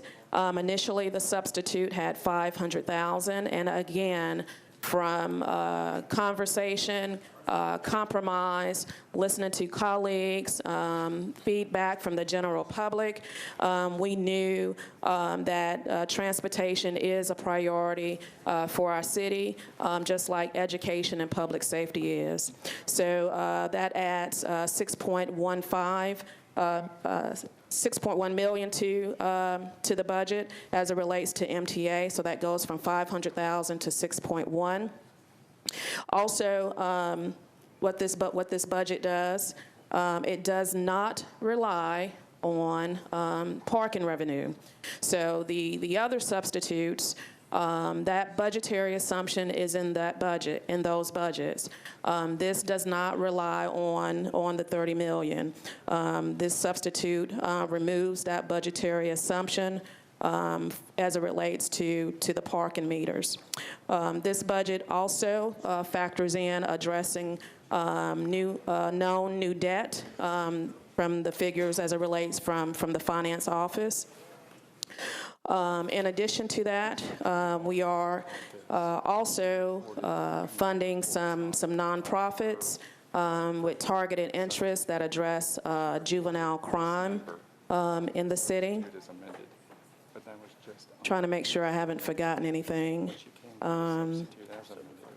This substitute also incorporates the recommendations from the Blue Ribbon Commission.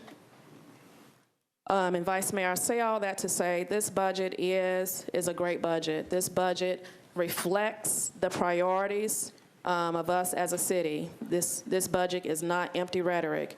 If you have a position where you're prioritizing our schools, our teachers, and our employees without having to rely on selling off assets over an abundance, I ask that you support this substitute as amended. All right, thank you, Councilmember. So we're checking on something just to clarify, so the record will be clear. Okay. On your committee report, I think I think there was an amendment that was voted on, and then there was a vote on the substitute as amended. I want to make sure we get the totals right. Okay, as amended was 8-4-3 against. Okay, I think it was. Substitute as amended, it was 7-4-5 against. Okay, the amendment was 8-4-3 against? The amended was 8-4-3 against. And what was the amendment that? Substitute as amended was 7-4-5 against. Okay, and again, the amendment that was 8-4-3 against was which amendment? That's the Vercher amendment, if this chart on here. So yeah. I'm checking with Mr. Jameson. I think it was the amendment that actually took yours up. It was the kind of the merger amendment. Yeah, the initial substitute is at 47. The amendment brings it to 49.8. All right. So everybody clear? We just want to clarify that for the record. The Budget Committee, at the end, on the substitute as amended, it was voted for. It got a favorable recommendation, 7-4-5 against. Correct? Correct. Okay. All right. Thank you. All right. So we're now on the substitute. Councilmember Hastings, you're recognized. Yes, sir, Mr. Vice Mayor. I am here. I just have to be honest right now. The overall information that was given out to and being able to go out to the people is with the Vercher bill, which I don't have any issues because I want to support our police, our fire, every one of our employees here in Metro Davidson County. They deserve it. They do. They have to because most of them live right behind me. And I go to church with them. Most of them are my relatives sitting in the back there, SEIU members that I used to be a part of myself. But what's not true is we have to be honest. 4% does not go to all of our employees back there. It only goes to one particular area, and that is to the Metro schools. I am puzzled, and that is the problem that I'm having with voting for this bill. Councilman Hastings, that's what I said. So hold on, let him finish. Let me ask you though. So we're getting ready to go through amendments, and then we're going to debate the whole bill. Okay. Yeah. Are you making a point? About I'm just making a point. I'm sorry. We'll come back to me. I'll sit down and we'll go over it again because this is kind of disturbing to me because we have people back there believing in something that is not true. And it's time for us not to lie to them anymore. All right. So, Councilmember Hastings, the way we're proceeding through this is we're getting ready to go through the amendments, and then we're going to have discussion on the whole, whatever we've got in front of us. You're certainly welcome to make those comments now, but because you've had an exchange, I'm going to go back to Councilmember Vercher for comment, and then I'm going to go to Councilmember Mendez. Okay, Vice Mayor, to be clear, the 3% COLA, that's for Metro employees. The 4% in steps is for MMPS employees, to be clear. All right. Councilmember Mendez, you're recognized. I was just going to make sure that the amendment at page 163 of the package gets added at some point. Okay. So, yeah, I'll come back to you in just a minute. Let me take care of this one. Councilmember Hastings, I'm coming back to you, and then if there aren't any other questions, we'll start going through the amendments. Yes, actually, the only thing that makes this very, very different from the mayor's budget is just a few things. Number one is there is a 1% that is going into as far as some of our school system. It does not attach to as far as our hospital, our police, our fire. Everybody else is getting 3%. 3%, guys, that's it. And this 4%, that 1% that is coming inside of that, and the reason I take it so passionate, because these are the people that I work and I live with, and that trust me to represent them. And today, I am not going to do this fool's gold thing. This 4% overall does not go to everybody that's sitting back here. Everybody that's here to cheer for us to do them right. We should have did this 4 years ago. We're going to have to come back to do this again. And we got to start to get up and do what's right for our employees and for the constituents and the people that take care of us. I sit down and talk with the individuals that are with our police and our fire department, and for us to raise our property tax values over 15 point something whatever percent that is going on, and for it to only have a 1% rise into what's happening, that's more payout. But everybody's not getting a raise. That is a problem for me. And I wanted to speak that out so that everyone would know the truth is here. Everybody's not receiving the same food that everybody else is receiving. It's only to a certain place, and that is the school system. And another part to that, and I will say this and I'll get out of your way. Us as the Metro Council, we approved the budget for the city overall. When we are finished with that, it goes to the school board, which are elected officials as well. They are the people that decipher the budget or what they're going to give out. People promise things every day. They promise things to the teachers, and for many, many years, it hasn't gotten there. We have to find a better legislative way to make sure it gets to the employees that we represent. This is not good enough for me. I don't like it, and I just wanted to use this opportunity to make sure that the constituents in the back who are federal SERU members and FOP and the firefighters to really know that this doesn't support them. This only support basically the MEA employees on that side. And it does get into, I think it does get into some busing and all of that stuff, but it doesn't support everybody. So I don't like it. Thank you. Thank you, Councilmember. Councilmember Blaylock, you're recognized. Call the question.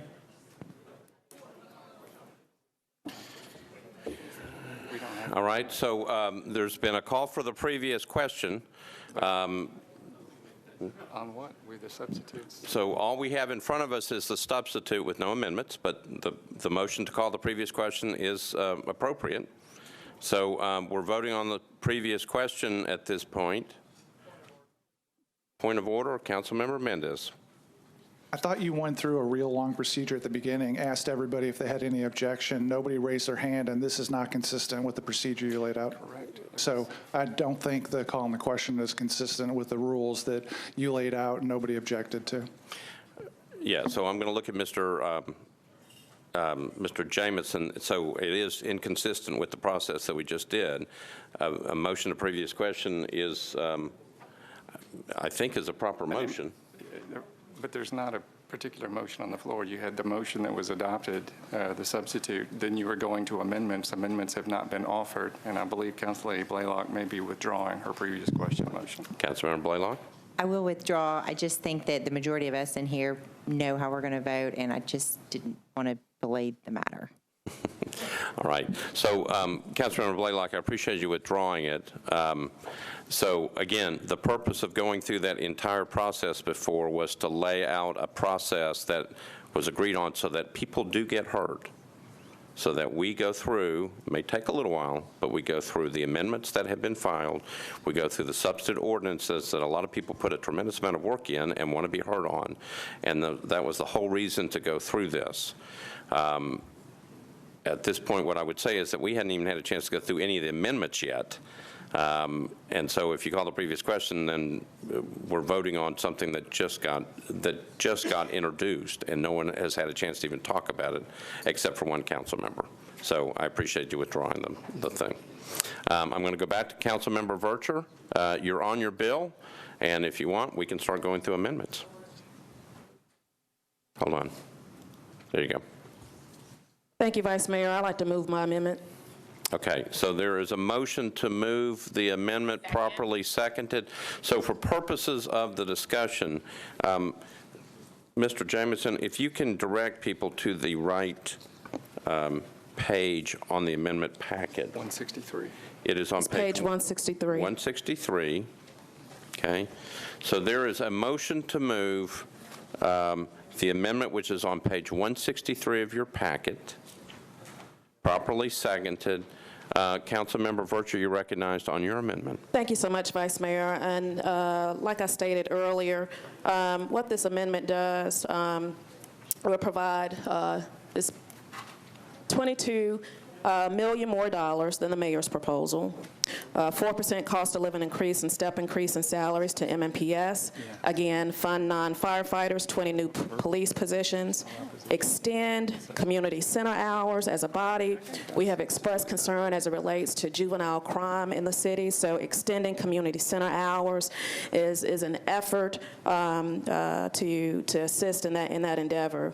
Also provide an additional $6.15 million in funding for WeGo Transit. The initial substitute had $500,000. Again, from conversations, budget work sessions, wish lists. That's how we got there. This has been an exhaustive process, just so that the viewing audience know, and that we did not take this lightly. In addition to that, we are funding use and occupancy positions, and also the Forest Urban Street, Vice Mayor, and also adding an additional $250,000 as it relates to our waterways. That would be a pilot to assist in cleaning up our streams. Again, this amendment, this budget is about reflecting our priorities. And those priorities, again, are education, public safety, juvenile crime, our community centers. It has an environmental component, and it also beautification efforts for all districts. And that basically summarizes the amendment, Vice Mayor. All right. Thank you, Councilmember Vercher. Councilmember Mendez, you're recognized.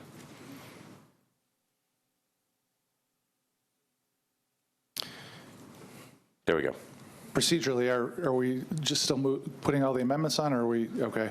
So I had 3 amendments in here that I'm not going to be moving. All right. So we're on motion to. I'm moving the amendment. She's moving the first amendment. It's properly seconded. Let's take this one, and then I'll come back to you on the other 3. All right. All right. So we were on Councilmember Vercher's amendment, which is on page 163, again, properly seconded. Councilmember Weiner, you're recognized. I'm going to come back to you. All right. So Councilmember Davis, you're recognized. Just so I wanted to make sure everyone was clear, because we discussed it at length in budget. If you can please put this amendment on, this is sort of where we ended up in budget yesterday, voting for the chair's budget as amended. Even if you're not for the chair's budget, I'm just asking you to vote to put this amendment on. It's sort of what merged what Councilmember Mendez and myself had out there with the chair's budget. So I'm asking you to support this amendment, put it on to the chair's substitute, even if you don't want to support this chair's substitute. Did I say step out of bounds there? Okay, just making sure. So please support the amendment, which sort of meshed those 2 proposals that were out there together. Thank you. All right, thank you, Councilmember Davis. He's the last person in the queue. Back to you, Councilmember Weiner. You're recognized. I'll speak on the bill once the amendments are complete. All right, thank you. All right, so just so you'll know, the board is acting up, okay? It looks like a Christmas tree, which is very in the holiday spirit. It's just the wrong month. So it's hard to tell kind of what's going on, so just hang with me for a second. All right, so nobody else is in the queue. If something is wrong with the queue, if you've hit your button and it's not showing up, just indicate by raising your hand. There is nobody else in the queue. Councilmember Vercher, back to you on your amendment. Just want to make sure I got the process correct, Vice Mayor. Do I need to go ahead and move the substitute as amended? So all you've got at this point is you're moving the amendment, which is on page 63. It has been properly seconded. We had discussion on that. You're on your amendment. You can move it, and we're ready to vote. Okay, I want to move it. All right. So we are on the amendment on page 163. It's been moved and properly seconded. Nobody else in the queue. All those in favor say aye. Aye. Opposed, no. You adopt. Okay, thank you, Councilmember Vercher. We are ready for another amendment. We're ready for the next amendments if you want to proceed in that direction. I believe the other amendments weren't going to be offered. All right, so I'll tell you what, let's make this easy for everyone. There are a series of amendments pursuant to the order that we adopted at the beginning of this discussion. We're going to go through the amendments in order in your packet.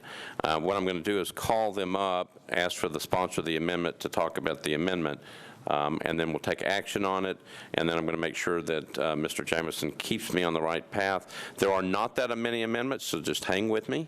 If you have your packet of information, your amendment packet, the first amendment is on page 159 of your amendment packet, 159. It is an amendment by Councilmember Mendez. You are recognized on your amendment.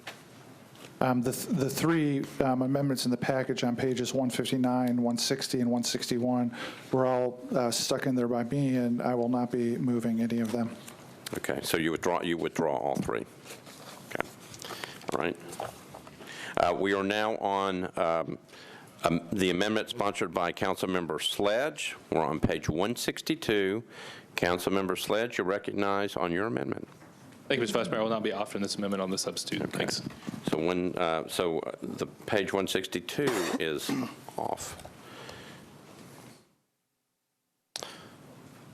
We are now on, we have adopted amendment, the amendment on 163. We are now on the amendment on page 165. Amendment on 165. Councilmember Hall, you're recognized. I will not be moving this amendment. Okay, all right. And we are now on, is that it? That's it. Now you got to go to the special. Okay. So, council members, let me make sure you know where we are. Those are all the amendments. We adopted, we were on the substitute. We have one amendment that has been adopted by the council.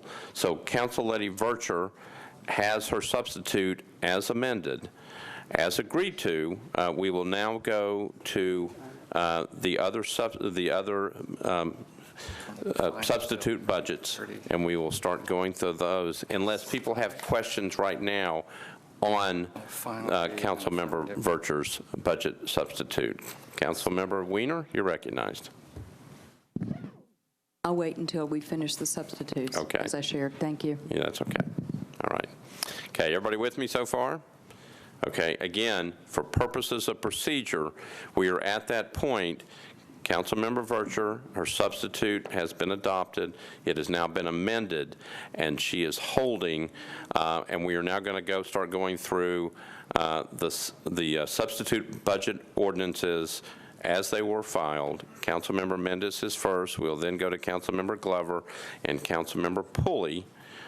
We will go through that. We will allocate 15 minutes to each. They do not have to take the full 15 minutes, and then we will open up the floor for discussion. Everybody good? Councilmember Mendez, you're recognized on your substitute budget. All right, on my substitute, I am not going to introduce it, but I would like to explain why, and I'll use much less than 15 minutes.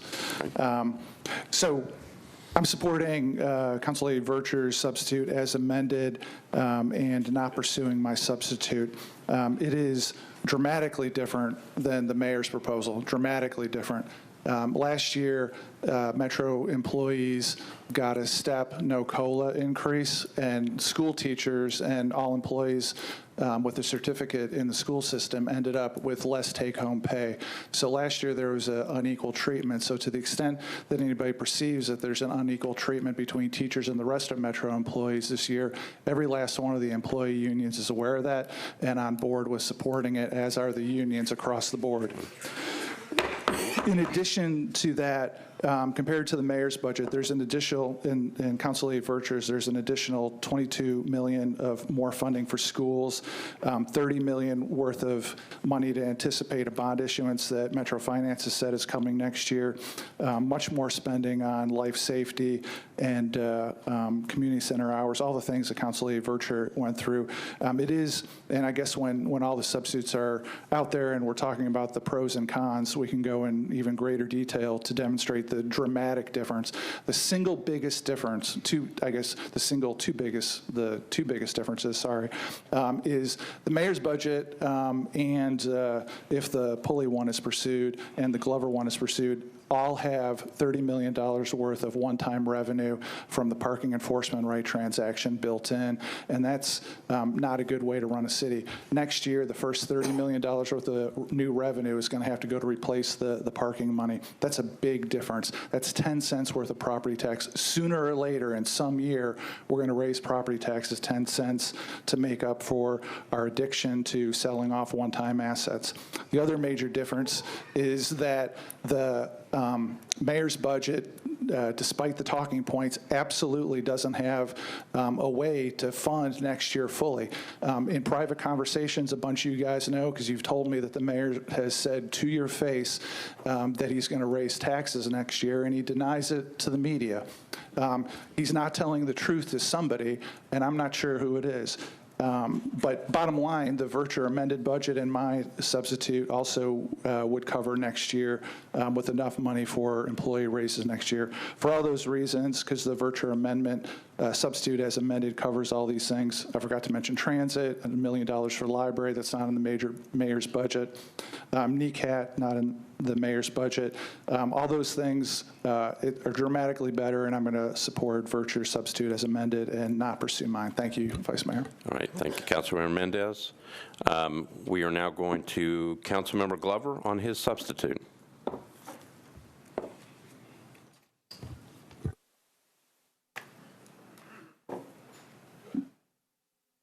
Thank you, Vice Mayor. Well, mine's pretty simple. You know, frankly, I've done this for many, many years, and I think, Vice Mayor, you said it a few minutes ago. We've never had 4 substitutes. We've had 2. The way it was always described is that we amend the first, the chairs. That's the way it's written in the charter. And so, therefore, that is the way I interpreted it. And the people who were assisting me with it interpreted it the same way. Legal minds that said, yep, that's the way it works. But that is not the way it works, apparently, because mine landed as a substitute. Mine was meant to be an amendment to the chair's substitute. That was my point. The one thing that I've not liked throughout last year and this year is we gave our word that we would do a cost of living adjustment of 3% last year and then 3% this year. What I simply did was, if we raised property tax 11.1 cents, which is 3.5% overall, and as a conservative, you know I'm catching all kinds of grief out there about it. But to me, you know, honoring your word is something that means something. And so, therefore, that was what I was trying to do, was to honor my word, whether it's important to everybody else or not. That's a personal choice you have to make. For me, it was very important. And so, therefore, I built it in. I think, I guess we can all debate about the fact of what's the right time to do this, what's the right way to do it, how do we do it, what should it be, et cetera. I know we're, 4, 5, 6 weeks away from possibly a new administration. We certainly are, 5 to 7, 8 weeks away from a new council. And so rather than strap the next council with something right now, mine was, and I will admit it, mine is a short-term fix to honor the pledge and the promise we made to all the employees in Metro. And mine was one that I was willing to go out there and talk to the voters about and say, look, the money will only be used for this. Now, we all know that we can't do line items with it. That's pretty simple to get, but we also know that if we give the money there, I was willing to bet that it would be used that way. The other thing on mine was literally to put $600,000 in there for the elderly that make $1 too much to get any assistance, but yet they're $5 or $6 short every month if you got a new property tax, and they'll have to decide, do I pay my property tax or do I buy groceries or medicine? And so I had I'll call it a voucher program. Now, the one thing that I did miss, and in fact, one of the folks back here, they asked me about the parking money. I'll admit to you, Vice Mayor, I didn't do it because in my mind, I was always looking at an amendment. And so therefore, given the opportunity, we can sit down and debate that. But for me, I want to make sure, regardless whoever comes back next year, I want to make sure that our word is honored and what we told people and what we voted on unanimously on this floor, we honor before this term is out. And for me, that's my motivation.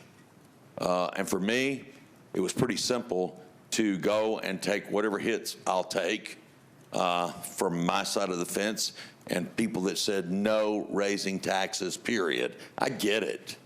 I mean, we can sit here and debate all night long about do we have enough money, do we not? Of course, we'll mix that one up. I have an opinion. Everybody else has an opinion on that as well. But I'll tell you, priorities is pretty simple for me. The priority should be what we gave our word on. And that's all I was trying to accomplish with this. And so with that, Vice Mayor, I appreciate the time, and vote your conscience. Thank you, sir. All right, thank you, Councilmember Glover. We are now on Councilmember Pulley. You are recognized on your substitute. Withdraw.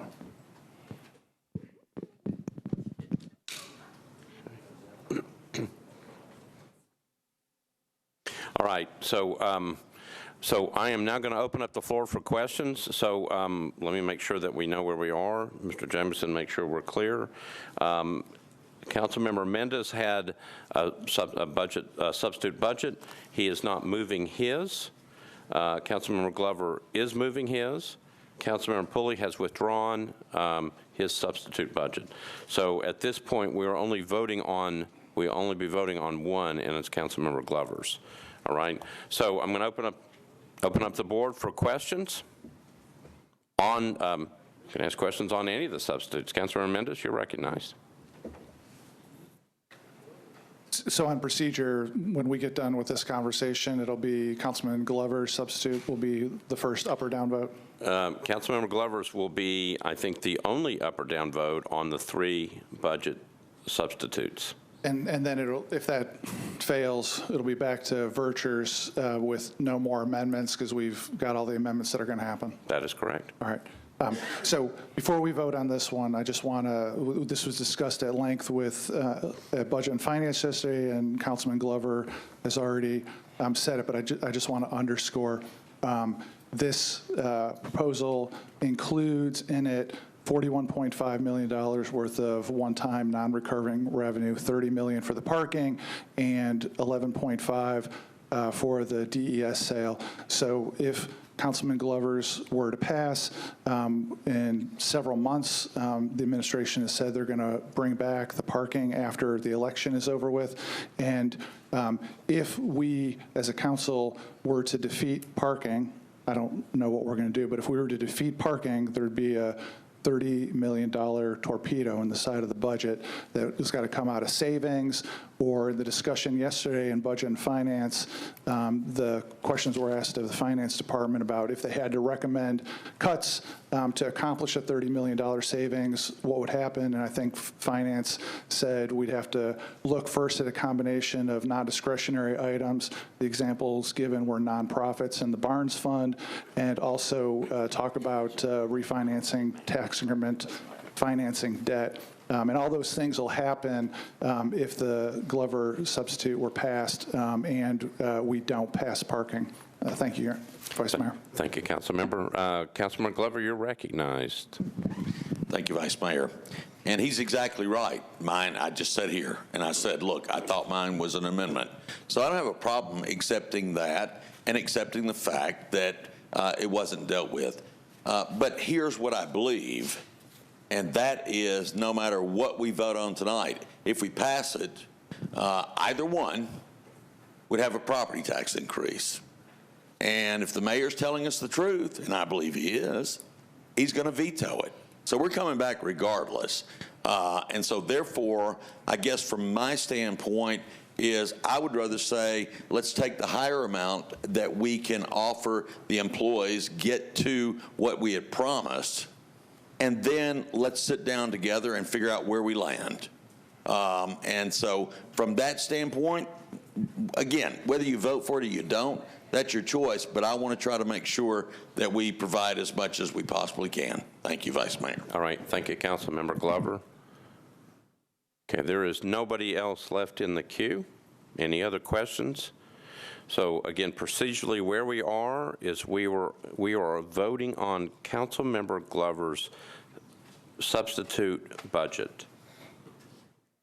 If it passes, if it gets a majority vote of those members voting, then we are on Councilmember Glover's budget. That's it. We don't go back to Councilmember Vercher's substitute budget. We are on Councilmember Glover's if it gets a majority vote. Okay? Seeing nobody else in the queue, we are ready to vote. Again, Councilmember Porterfield, you are going to have to write, you're going to have to vote yes or no. Oh, we haven't even opened up the machines yet. All right.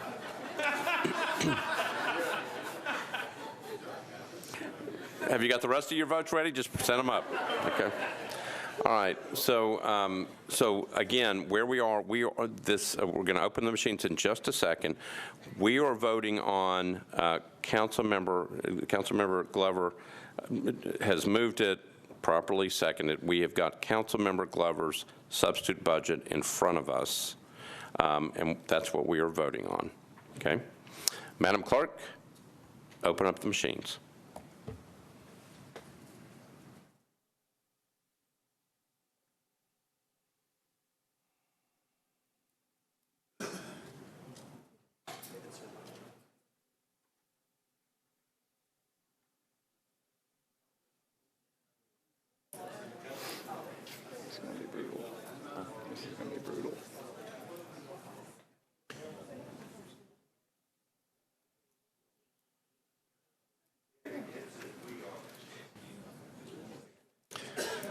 So before I close the machine, Councilmember Hager, you have requested, have you got a procedural question? You, Councilmember Hager. Accident. All right. All right, has everybody voted? Everybody voted. All right, Madam Clerk, if you would, close the machines, take the vote.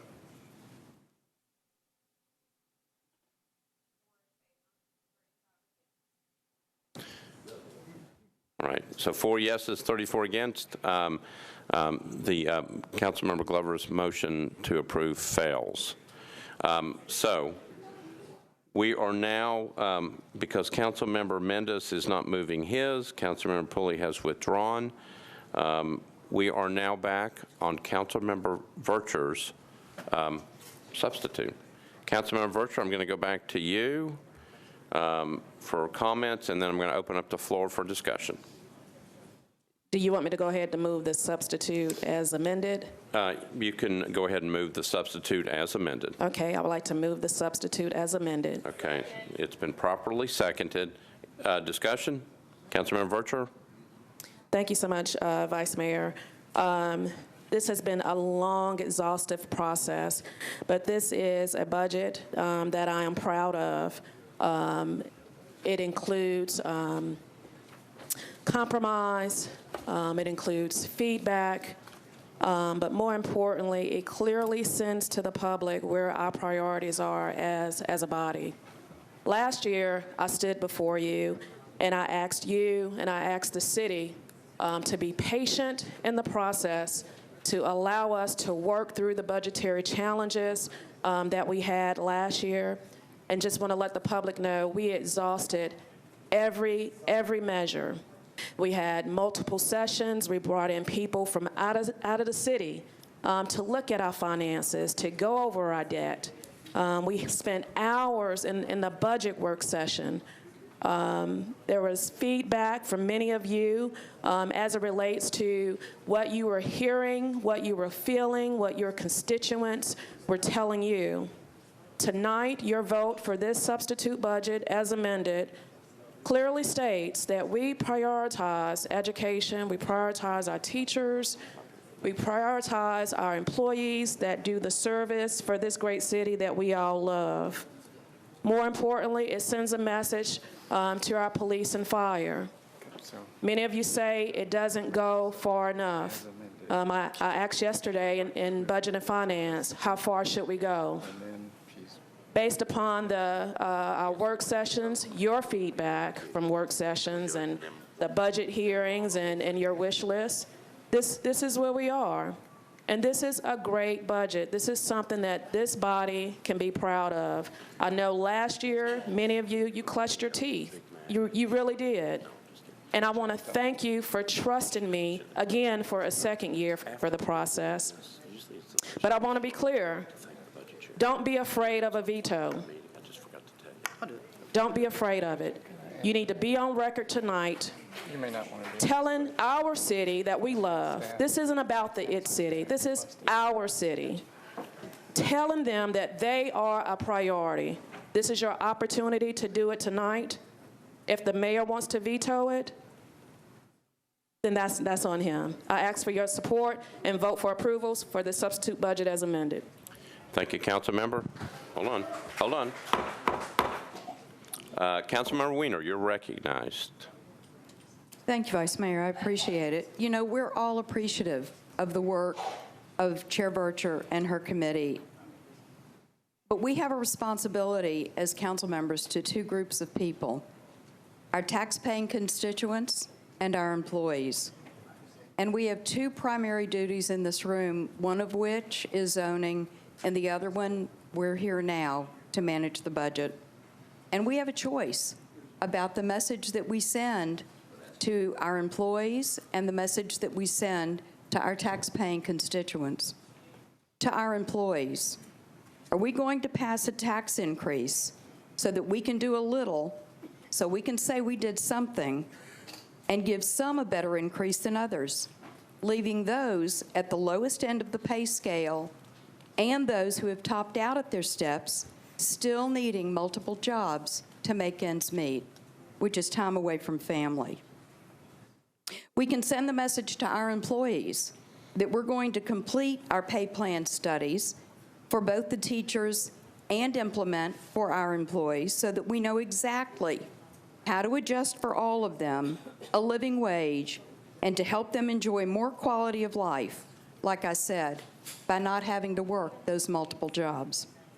We can tell our police officers, our firemen, our teachers, and all of our employees that we're going to be deliberately equitable for all of them and not piecemeal this. We're not going to pay some more and not others, and we are going to offer them sufficient raises. We can tell the employees that we're going to seek legislation in the coming year that will require that they be the top priority year over year, and so we stop playing with their livelihoods. To our tax-paying constituents, Are we going to tell them that we're just going to ask for more money without wringing out every single inefficiency in our government, and that we're going to increase the tax rate while not prioritizing all of those who work to keep us afloat? Are we going to share with the taxpayers that it's okay to spend their money funding entities that, while admittedly they do great work, but didn't follow procedure to offer the transparency and accountability of applying for grants instead of coming in at the last minute and asking for them without sharing that necessary information? Are we going to tell our taxpayers that we do have a system, but that we can pick and choose when we want to follow it? Are we going to tell our taxpayers that we're going to send more money to metro schools and trust that the school board is going to fund such that all of their employees are treated equitably, especially in light of the fact that there's some roughly 25,000 seats in some of our classrooms and 10,000 of them are empty, and we're still having to pay that overhead too? Are we going to tell our retired tax-paying constituents and our constituents on the lower end of the income scale that while they're concerned about paying for their medicine, food, and balancing their own budgets, that we're going to balance ours with inefficiencies, not following our own procedures, while lacking transparency and accountability? We can tell our tax-paying constituents we're not going to budget with a tax increase and substitutes attached unless and until we hold a public hearing and community meetings, and we do this in more than the 4 days we've been given. We have an opportunity to stand up and do the right thing for the long term, respecting our employees for the long term by offering a solution that isn't a Band-Aid or inequitable, while respecting our tax-paying constituents. We can tell our tax-paying constituents that we're going to fund a grant researcher in the Department of Finance who will be charged with looking at opportunities across all departments for additional revenues that don't rely on taxes. I urge you to vote no on tax increases proposed. They don't go far enough or offer community engagement. Thank you. Thank you, Councilmember. Councilmember Mendez, you're recognized. Thank you, Vice Mayor. I support, as I mentioned, Council Lady Vercher's substitute as amended. It's not a half measure. 2 years ago when we set the tax rate after the reassessment, I think there's universal agreement that the city made a mistake, and the council and the mayor made a mistake in setting it where it was. And here we are with underfunded government, and the idea behind the Vercher substitute is to fund 2 years' worth, and it's not a Band-Aid. The Band-Aid approach is the mayor's proposed budget, and at this point we're down to the mayor's original budget or the substitute from Council Lady Vercher. And the bottom line is there's $30 million worth of revenue that's one-time revenue. That is the quintessential Band-Aid. That's the only way the budget's being fixed. There's talk about we need to squeeze out more inefficiency from government, but the reality is in fiscal 18, there were about $5 million worth of targeted cuts. The current fiscal year that's getting wrapped up is almost $12 million worth of targeted savings. And there's every proposal for the budget for fiscal 20 has another $19.2 million worth of targeted savings. That'll end up being $35 million or so worth of cuts over about 2.5 years. The complaint about how do we know how to trust MNPS, we've got a letter from the Budget and Finance Committee chair of the Board of Education saying exactly what they'll do with the money. And I hear people talking in the chamber about how that doesn't matter. Well, it does matter because the Board of Education has told us how they're going to spend that money. Between the parking revenue being in there, that just like the Councilman Glover's, if we make it so the budget of the mayor passes, then I promise you everybody who's back, whether it's me or not, or everybody else or not, come fall, when we don't want to vote for it, if the citizens don't want to vote for it, we're going to be told, okay, we'll find $30 million worth of cuts or new revenue. And as discussed in Budget and Finance, you just can't wave a magic wand and find $30 million worth of cuts. Finance was work, they're arrears off for 2.5 years and just squeezed out $35 million. We're not going to cut 30 out in a couple months. Transit is not, there's a $8.7 million underfunding of transit under the mayor's proposal that's taken care of under Council Lady Virtue's. And I won't repeat the new police and fire positions and the extended hours for community centers and additional nonprofit coverage. It is a dramatic difference, and the single biggest difference is that all the numbers indicate that there is no way that the mayor can make next year's budget work, whoever the mayor is, without either dramatically sticking to employees, more significant one-time revenue, or a tax increase. And by putting it off yet another year, all we do is squeeze employees on pay and squeeze citizens on services. It just doesn't make sense. This proposal from Council Lady Virtue is designed to make it through 2 years. There are plenty of reserves built in to make it through the 2 years. I know there's talking points from downstairs in the last couple days to the opposite, but the fact of the matter is the numbers are on this chart that y'all have got in front of you. There are enough reserves to make it through 2 years. The Band-Aid approach is insisting on doing it 1 year at a time, which has been the way it's been happening for most of our term. So please support Council Lady Virtue's substitute. Thank you, Councilmember. Councilmember Anthony Davis, you're recognized. Thank you, Chair. Figured you may have more in the queue, but maybe everybody just wants to vote tonight. I'll make it quick. I wanted to at least thank Chair Virtue just for all the hard work and listening to all these different constituencies during the process. She listened to all these department heads, to the school district, of course, to us with the wish list and the work sessions. And you know, we obviously had other proposals floating around there, and she came together at the end and tried to bring as best she could everything together with all these competing constituencies and do a great substitute budget. So I really want to commend her for that. And then I'll quickly just say, you know, we have an opportunity tonight to set things right. We didn't adjust the rate, of course, as we've talked exhaustively in 17 after the rate plummeted. We've got the metro schools, MNPS is chronically underfunded. Our teachers are underpaid. We need textbooks. You see the priorities they laid out for us. The bus drivers need a raise. There's just so much, and we just can't get there without the revenue. Unfortunately, we just cannot get there. And it would set us on the right path, as has been laid out several times, of sort of the 2 year, at least 2 year path, where we're setting ourselves up for next year as well. Restoring fund balances, that sort of thing, just setting us on the right fiscal path.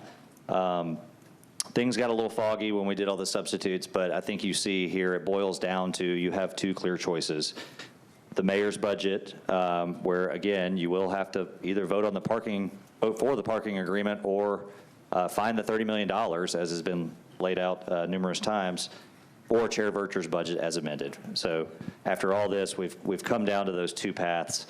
And, you know, the mayor may veto. I mean, that's his prerogative, and that could happen. I would just say, you know, do what you think is right tonight. Do what you think is the best path. Don't worry about what could happen. And, you know, figure out in your heart what you think is the best path is tonight that has been presented before you. And I'm supporting the chair, of course, after all this, as I've mentioned, as amended, and I hope you will as well. Thank you. Thank you, Councilmember. Councilmember Mina Johnson.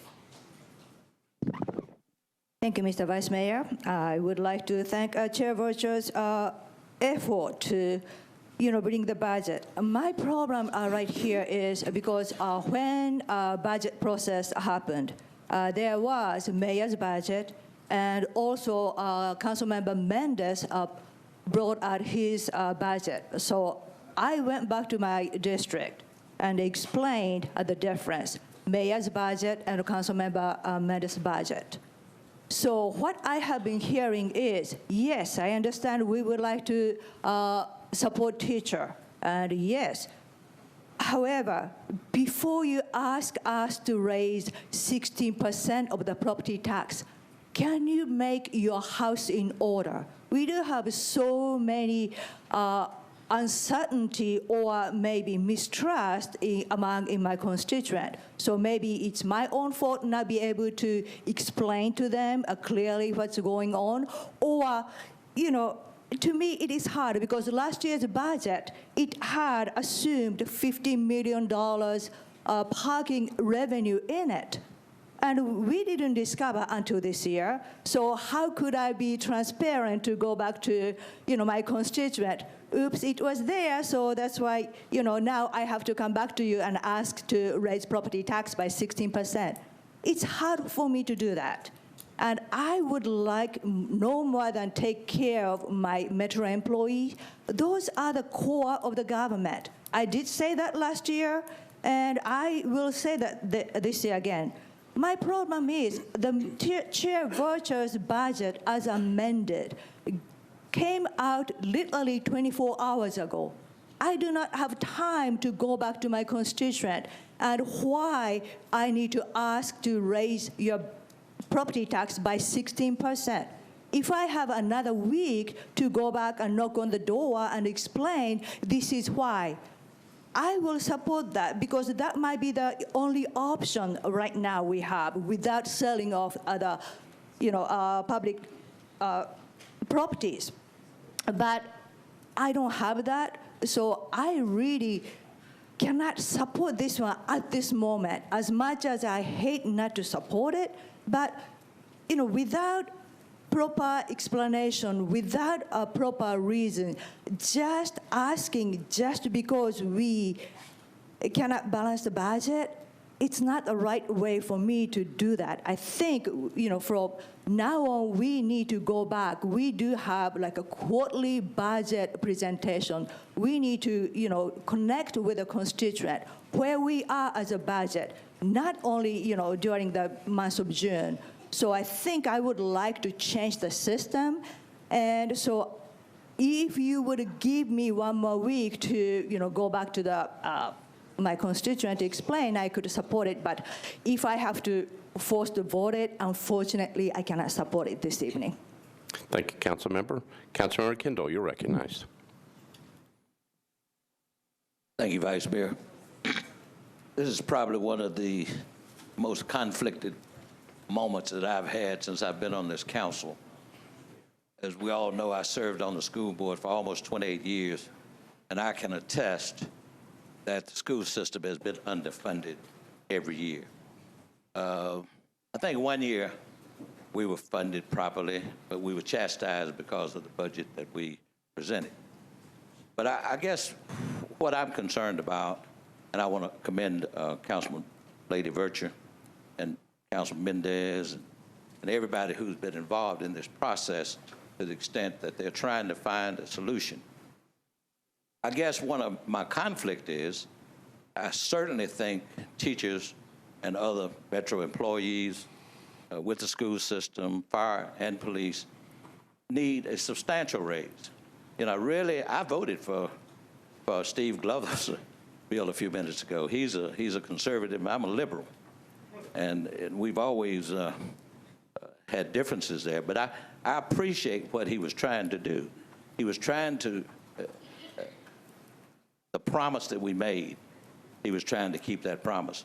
I met with about 10 teachers who called me from high school recently, and we sat at Hadley Park, and they talked about the difficulties that they were having, paying their rent, buying things, just living. But they weren't talking about 1%. They were talking about a substantial raise. I think teachers ought to get a 10% raise. And not only teachers, but people, bus drivers and others. But none of this does that. And I guess my conflict is I live in a district, District 21, which was the second highest in this city in valuation of property in the last reappraisal. And there are districts in this city much, much wealthier than my district, whose taxes went down. People in my district, taxes went up for the most part. And of course, if we could just attribute that to the people who moved in and raised the property values and make them pay the taxes, that'd be fine with me. I may lose their vote, but we've got people, elderly people as long as we try to look after these people, we got people in my district who a 16% tax increase is substantial. You know, they're on fixed incomes and things of this nature. I wish we could find a better way. I really was kind of disappointed when I heard this was going from 3% of the mayor's budget to 4%. And I said, well, you know, I got a granddaughter who teaches in metro schools, and I think that amounts to about $450 a year, about $32 a month. Not really going to help her much. She's still going to be in granddaddy's pocket. But seriously, I'm really conflicted about that. You know, we call this an it city, and it's still not an it city for everybody. And the people in my district who, with a tax increase, they're gonna suffer some of them. Hopefully not. Hopefully we can find a way. Mr. Toller spoke tonight about getting elderly people ways for tax freezes and tax relief. I hope we can do that, because that really concerns me. But I assure you, I believe very strongly that teachers, all Metro employees, are much underpaid, especially those who are making less than $15 an hour. I mean, I think that's criminal, to be honest with you. But I'm still conflicted. I'm still sitting here trying to decide how to vote on this. I just don't see a significant, I know Mr. Hastings spoke earlier. I was happy when I heard about Mr. Glover talking about 6% across the board, and he didn't realize you were talking about the parking money, and I didn't either at that time. But I don't know, I'm not all that upset about the parking fees being privatized. So, but anyway, I'll vote, but I just want to express myself on that. All right, thank you, Mr. Kendall. Councilmember Roden, you're recognized. Thank you, Mr. Vice Mayor. As Vice Chair of Budget and Finance, I just wanted to stand up and recognize all the folks that go to getting the budgets where they are. One is the Vice Mayor, Director Jameson and his staff. They put in many, many hours, late nights, and Director Lomax O'Neill and her staff, they're here late at night with us for, as everybody knows, we have budget hearings for nearly a month. We're here from 3 o'clock in the afternoon sometimes to 8, 9, 10 o'clock. We all have families. We all have jobs. And most importantly, I'd like to recognize our chair, Ms. Vercher. She has put in 2 years of a lot of work on these budgets, and she should be thanked for that. And so we have a job to bring the budget home, and she's brought us a budget. We have 2 budgets to vote on. It's our job to vote on one, and I think we're all here to do what our job is to do. And I'm ready to get to it and thank everybody for all their work. Thank you, Mr. Vice Mayor. Thank you, Councilmember. Councilmember Porterfield, you're recognized. Does your microphone work? Let's see. Okay, good. Thank you so much, Mr. Vice Mayor.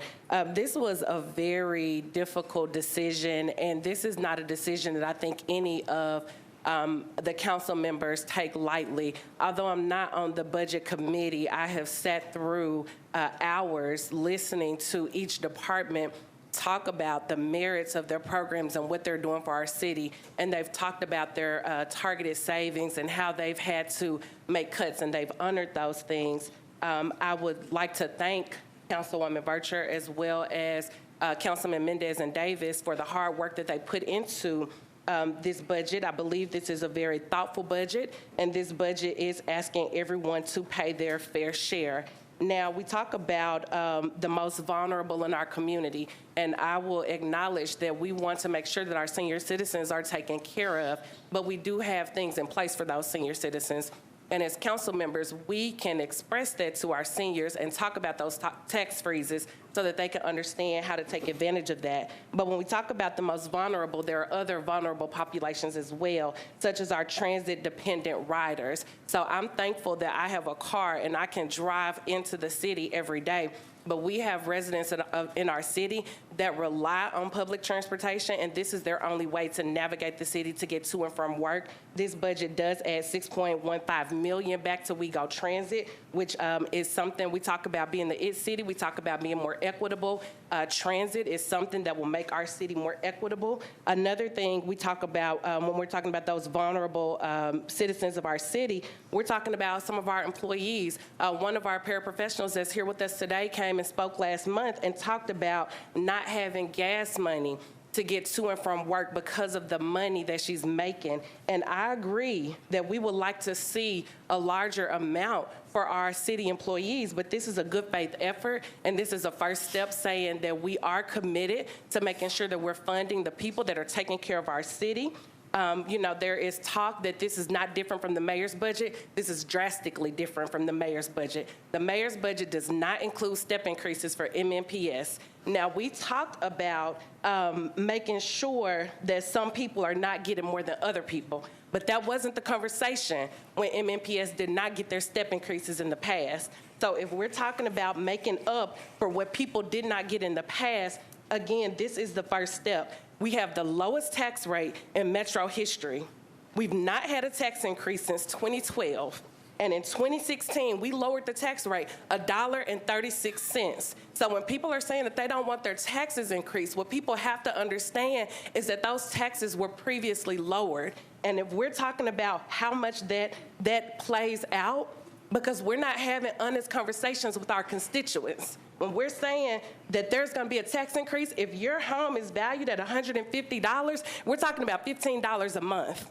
And I know people in my district, because I've gotten a lot of emails, and they're willing to pay $15 a month to make sure that we're getting 9 more firefighters, 20 more police officers, and to make sure that we're getting funding for our schools. If a home is valued at $250,000, we're talking about less than $26 a month. That's less than a tank of gas. So for the price of a tank of gas, we can take care of our city, we can take care of our employees, and we can do the right thing. So I'm asking that you all do the right thing, that you have some courage, and that you vote for the virtual budget.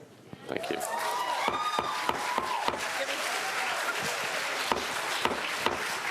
So, I have to ask the people in the audience to please do not do that, okay? We still have, I know that you're here. We appreciate you being here, but we have to maintain some decorum in the back and in the front. All right, so Councilmember Glover, you're recognized. Thank you, Vice Mayor. You know, we sit here and talk about we need to adjust it. We need to have a tax rate adjustment. I haven't heard a soul talk about the $440 million additional dollars we have coming in revenue, the 23.3% increase in revenue we've gotten since the last year of the Dean administration. Nobody's talking about that. So when we're going to talk about it, it's fine. Let's have an honest conversation. But if we're going to have an honest conversation, let's have an honest conversation about what we're receiving now that we're not receiving. And so, you know, do we need to do a rate adjustment? You know, I think that's obviously debatable. Several of us would say no. Several of us will say yes. Do we need to make sure we take care of the employees? Absolutely. I don't know any of us that would say no to that. But we also have to make sure we're taking care of the taxpayers. And so when you try to balance these things, that's the challenge. But for us to pretend like that we don't have considerably more money than we did 4.5 years ago, well, that's just fooling ourselves. And so, therefore, I can't support this. Well, I mean, if we pass it, fine.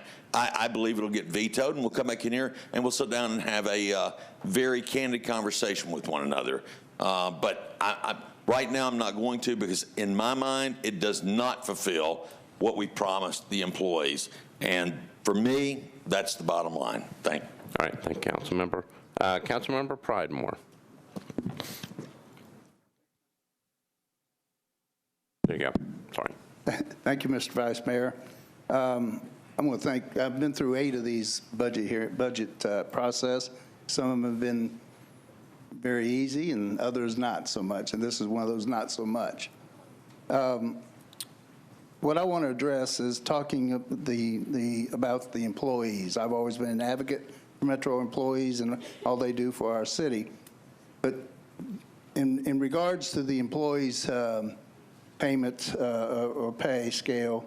This supplement or substitute doesn't go far enough. As I said in Budget Committee yesterday, it's not even near what we need. Not only as, I will go up, not only as pay for the employees, but in other departments. But it just, and it was mentioned that, I mentioned being a Band-Aid last night, and it was affirmed by some members that it was a Band-Aid. Well, we don't need a Band-Aid. It just doesn't go far enough. And I just can't get past, we're basically giving our Metro employees a 1% raise.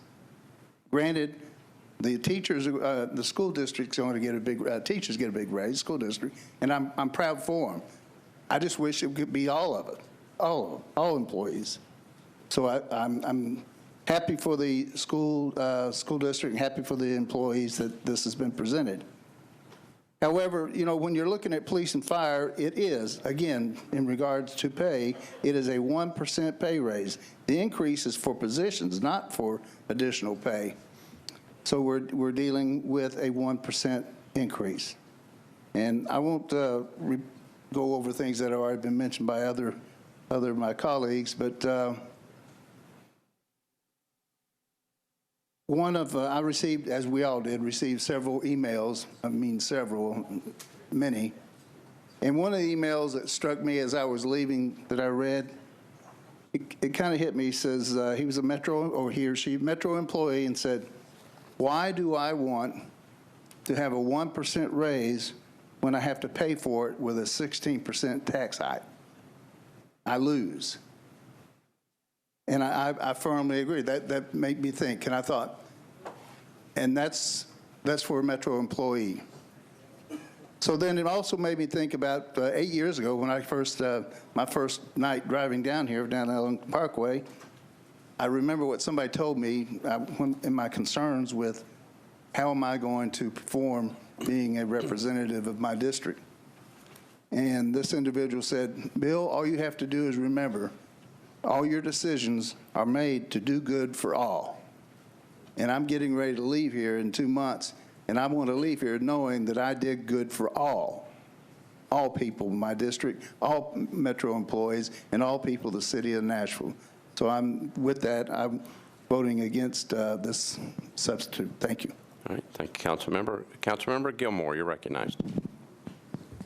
Thank you. I really appreciate Councilmember Virtue's bill. I think we discussed at length yesterday what the options were, and I think we have to express to our constituents, if they're saying no to leasing the parking and no to selling the DES station, then there are not many other options. We have discussed at length whether money can be taken from the tourist development zone or the convention center and how much money of that can be used, and there's not much money of that. And I think last year we went at length, and that was the first time we realized there were so many monies that were already dedicated that we could not cut from the budget. So I think we have to be very transparent in that way with the constituents. And so I do feel that this is a good bill, because if you're not releasing the parking and selling the station, which the selling of the station is in here, then you have to go with the tax increase. Last year, we also opted out of selling properties. We were supposed to sell properties. It was tied to the Barnes Fund, and we as a council body removed that because we said we didn't want to continue to sell our assets. So I think at this point where we are, if we want to continue to progress as a city, we are looking at a tax increase. And some of the things I do like about, I think, our new council member, you did a wonderful job. You did an awesome job. But I think some of the things that I really appreciated about the budget, which we also discussed at length last year, is that some of the legacy nonprofits are required to get a certain amount of money. And so it doesn't build the opportunity for younger nonprofits to participate. They just don't have the capacity.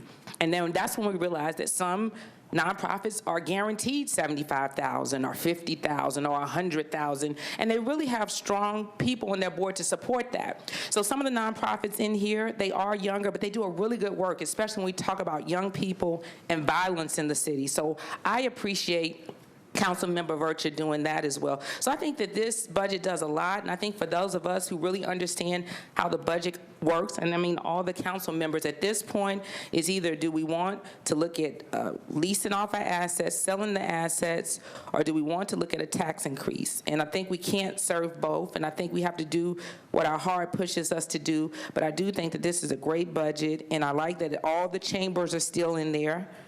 Giving money to do that. So I think she's done the best with what she has, and I appreciate Mendez and Davis as well. So I will be supporting the budget for all the reasons mentioned above, and especially about when I think about the young people and what those programs do to support them. Thank you so much. Thank you, Councilmember. Councilmember John Cooper.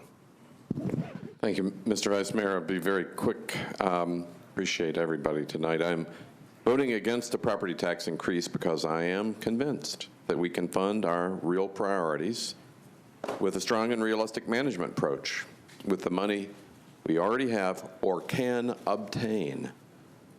We should not default to a property tax increase until we get all the management savings and additional city revenues that we should be getting. Tourism and development needs to carry a larger share of their own costs. We shouldn't have large surpluses in some areas of government and then pass a property tax increase. City revenues are already up $350 million over the last 4 years during this period of our greatest boom, and that should speak for itself. The problem is management, priorities, and balance. Thank you, Councilmember. Councilmember Hurt, you're recognized. Thank you, Mr. Vice Mayor. I'm not going to be long either because I, too, think that Councilmember Virtue did an outstanding job. You know, I learned early on that you're supposed to answer the questions of who, what, when, where, and how. And I think that this amended budget does just that. All of us would love to be able to give a 20% increase to everybody if we could, but it just cannot happen. I don't particularly like all the studies that we do because they sit on the shelves and collect dust. You know, so we got to start somewhere and do something. And I think that the budget that has been presented by Councilmember Virtue does just that. And I stand in support of it, and I especially appreciate taking care of those people who need it the most, like with their transit budget. We've got to have more balance in the things that we do. It can't be just the rich gets richer and the poor gets poorer. We've got to bring some kind of balance, and I think this does that. And we've had our people speak. We've got to listen, and we've got to do something to let them know that they have been heard. And I think this budget does just that. Thank you. Thank you, Councilmember. Councilmember Withers, you're recognized. Thank you so much, Mr. Vice Mayor. I really appreciate the work, again, of Councilmember Virtue. What I would say to criticisms that the tax increase proposal is very recent news to constituents, what I would say is that we had a very robust discussion about this a year ago. Even at that budget public hearing a year ago, a great many constituents came and said we needed to fund our city then. I know in District 6 and with some of the other surrounding districts around East Nashville where I have a lot of communication, we've had very open dialogue about this for well over a year now. I think a lot of my constituents who are engaged in Metro government have been demanding, frankly, that we raise taxes to pay for services without cutting salaries of those who need them the most. And so while some of the details are recent to emerge, I believe that this discussion has actually been taking place for a year now, and it's not all of a sudden. What I would also say is the fact that Councilmember Virtue, if I recall correctly, and I hate to speak for anyone, but I think she started out from a position of saying that she was not anticipating seeking a revenue increase, and the fact that she has moved to listening to colleagues and factoring one in shows how much this body recognizes that we can't keep doing things the way that we are. It is the case, and I appreciate it, that Mayor Briley, his budget does look at additional revenue growth that we've had. A good chunk of that goes to debt payments, which precede most of us on this council. So I do think that Mayor Briley is taking appropriate means of minimizing property tax increases. But for our Metro employees, when we rescinded the 3-year pay plans for them, those Metro employees, I think, still don't hear what the plan is to get them back to where they were supposed to be. And that is a problem. I think that the communication piece about what that plan is lacking. And that's where we as a council body need to come in and vote today and say what our priorities are. As the Personnel Committee Chair, I will say that I'm grateful that we are reinstating the COLA this year and improving a couple of the pay plans. I appreciate that for all of our employees. I wish that we could do more even in this budget, but it's something. For our teachers, they need a whole lot more than what this offers, but it's something.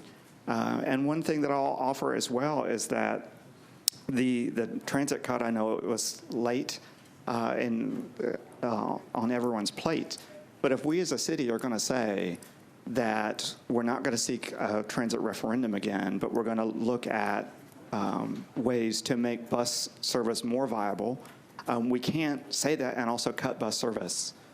So I think that reality is very contrary to that approach.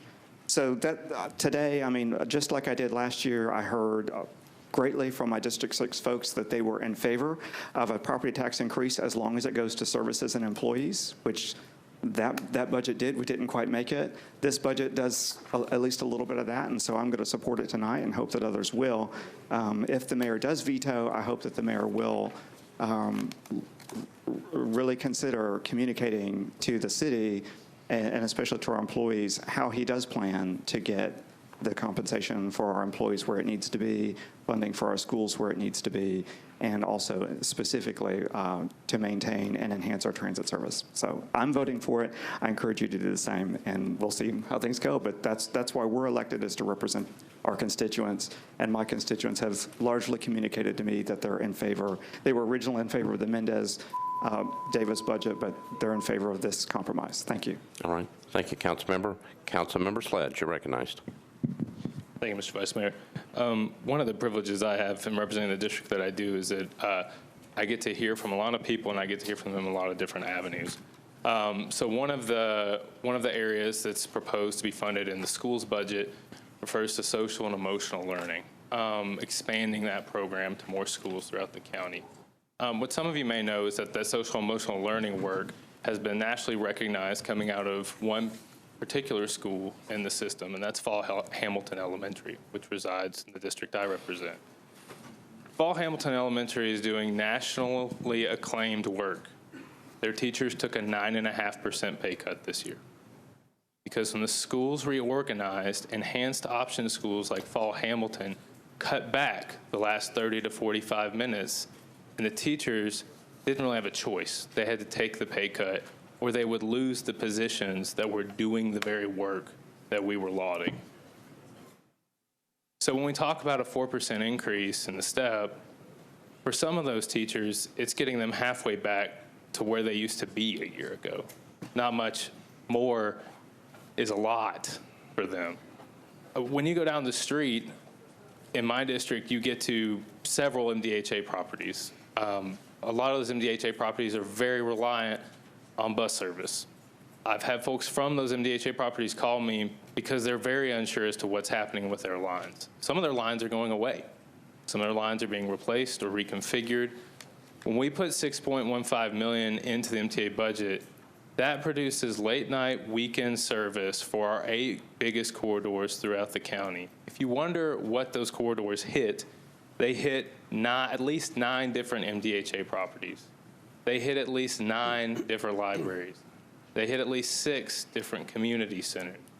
These are the lines that are the heartbeat of our city. We talk about transit as this big thing, but really when it comes down to it, when somebody needs it to get from after school, from the track meet back home, like I heard from a Napier student this week, that's everything. That's all there is that line.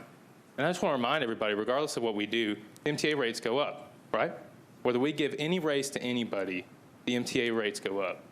So we've got people who are paying their fair share, whatever that means, and they have the potential of receiving not the status quo, but less. This budget, the Vercher budget, puts $6.15 million in. Also, we'll talk about cuts.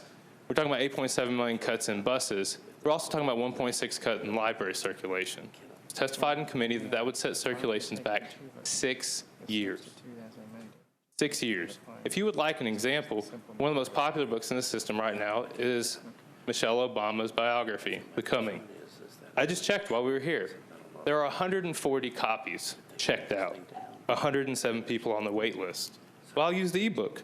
89 copies checked out, 528 people on the wait list. Well, I'll get the audiobook. There's 142 copies checked out, 847 people on the wait list. And we want to put our circulation back 6 years. The Vercher budget restores $1 million of that cut.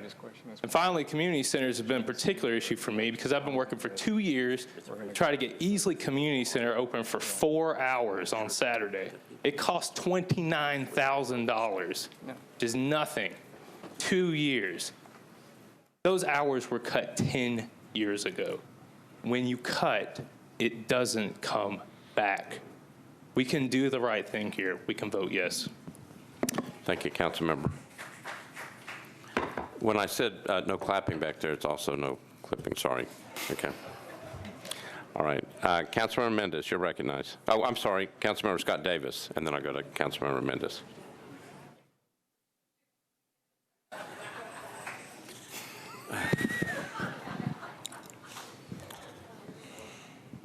Just got a quick question.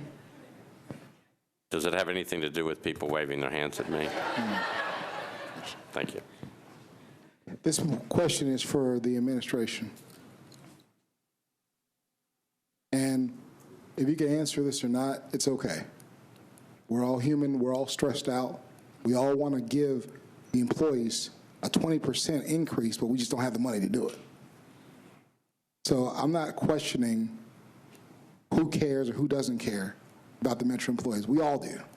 Or we wouldn't be having several meetings till midnight if we did not care. But so what I ask this question, please don't charge it to my heart, okay? And if you don't know, I get it. If you do know, please let us know. But it's no slight on anybody here. Is there a plan to give the raises, the 3% raises for next year? In the mayor's, I'm not the mayor, so I can't read his mind, and I don't have a crystal ball, okay? So I'm asking for everybody in the audience and for folks back home. Is there a plan for the 3% increase? Now, I know you desire to give them a huge raise, just in general, just everybody wants to, but is there a plan to give them their 3% cost of living increase, step raises in the mayor's plan? I know it's in the, even though I like the Anthony Mendez plan better because of probably more money, but is there a plan to provide the 3% next year in the mayor's? I wouldn't say the mayor's budget, but because we don't have the mayor's budget for next year, is it in City Hall's plan to provide the 3% for the employees next year? Councilman, providing for our employees is always a top priority of the mayor, so that will always be at the top of his list.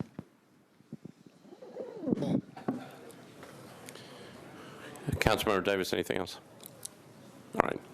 Thank you. Councilmember Mendez, you're recognized. Thanks.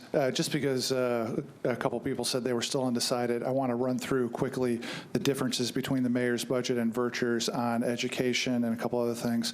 On COLA, mayor's under 3%, and this is based on information from the school board. They've been very interactive this year in telling us what they do with specific dollar amounts. Mayor under 3%, 2 point something, Vercher 4%. Step increases, mayor none, Vercher get the step increases.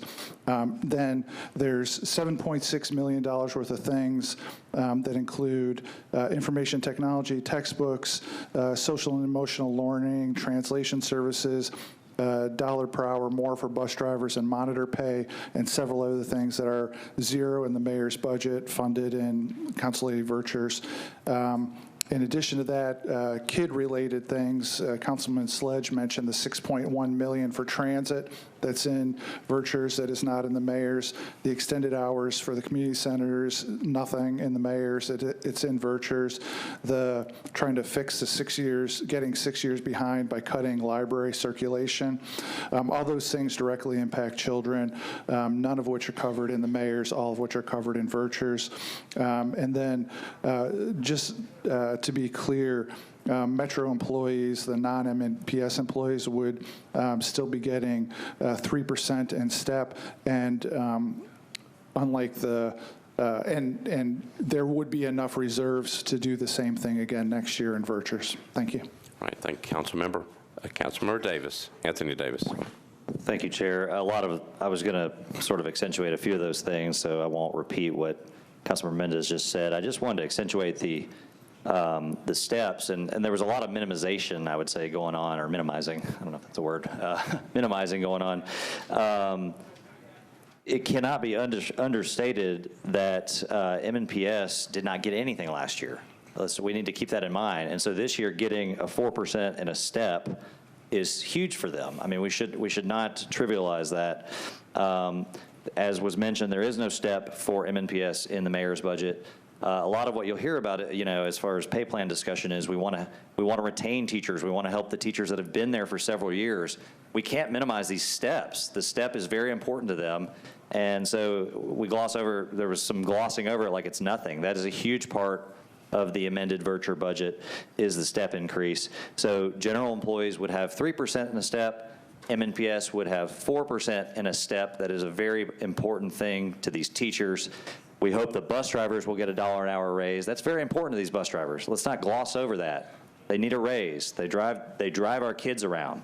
I've got a kindergartner next year at Rosebank. I'm very proud of that. I want the teachers to be happy. I want them to be thrilled about their jobs. We've got to get past the morale problem. We have a morale problem there. I'm not saying it's all because of this stuff, but it would certainly help that they see us moving in the right direction at Metro schools with how we're funding and paying them. So again, we don't want to gloss over that. The textbooks as well for the kids, direct expenses for the children, textbooks in the classroom. I went to MNPS schools. We always had textbooks. It's just shocking that they don't have what they need on the ground.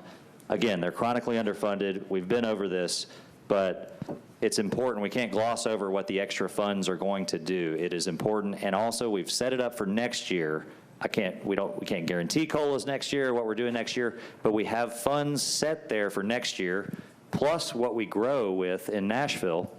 That will just add on to that, but we have to get the rate adjusted to have those core funds, and then whatever growth we have is going to continue to propel us in the right direction.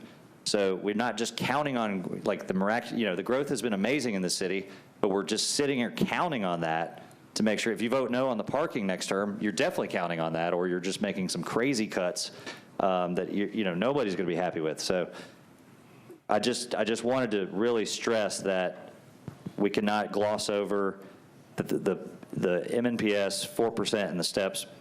And quickly I'll say symbolically I would love to get them to 6 because again, we're making up for last year. We're doing this year a symbolic 6%. When we merged the budgets, the chair listened to everybody. We had a lot of priorities. We've been talking about firemen for years, extra police for years. I mean, how long have we been talking about that, Councilmember Pardue? And we've got that in there. So again, we couldn't get everything to everybody, but we don't want to understate what we have in there. It's very important, and we need to pass the Vercher budget. Thank you. All right, thank you, Councilmember. Councilmember Swope. Call the question. All right, so previous question has been called, so we're going to vote on the previous question. We're not voting on the substitute as amended. We're just voting on the previous question. All those in favor of the previous question say aye. Aye. Opposed, no. All right, so we are on the previous question prevails. So I need to make sure that all members are in the chamber. Want all members in the chamber and in their seats.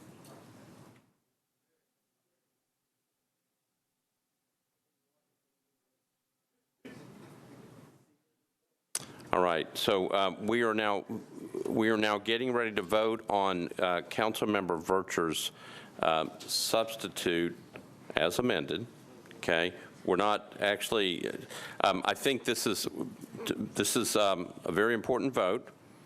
With the council's permission, I'm going to turn it over to Mr. Jameson and make sure we're clear what happens on this vote. Okay, Mr. Jameson? You're voting on the substitute as amended. You're finalizing the substitute. That'll be a simple majority vote. Should that vote fail, should it not carry a majority of the votes cast, you would have no remaining substitutes. The mayor's budget would be in effect.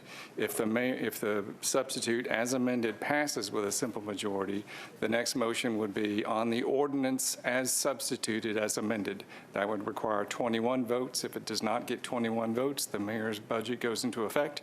If it gets 21 or more, that substitute is adopted as the budget. All right. Again, we are on Councilmember Vercher's substitute as amended. It's been properly seconded. As Mr. Jameson said, if Councilmember Vercher's substitute fails to get a majority, we're through on the budget ordinance. It's over. And the mayor's budget becomes law. If Councilmember Vercher's substitute prevails, we're on the substitute, which then makes the ordinance, and then we're voting eventually on the adoption. Clear? Okay. All right. Madam Clerk, please open up machines. We are voting on Councilmember Vercher's substitute as amended.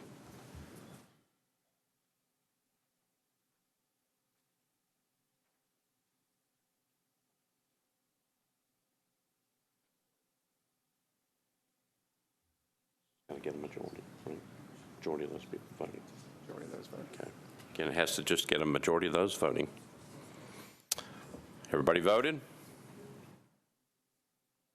Everybody voted.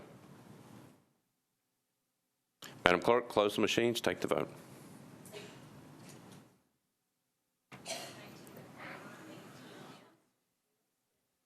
(19 yes, 18 no). Councilmember Vercher's substitute budget as amended passes. We are now on Councilmember Vercher's budget as substituted, which is now the ordinance. We're now getting ready to vote on the ordinance. It has to have 21 votes.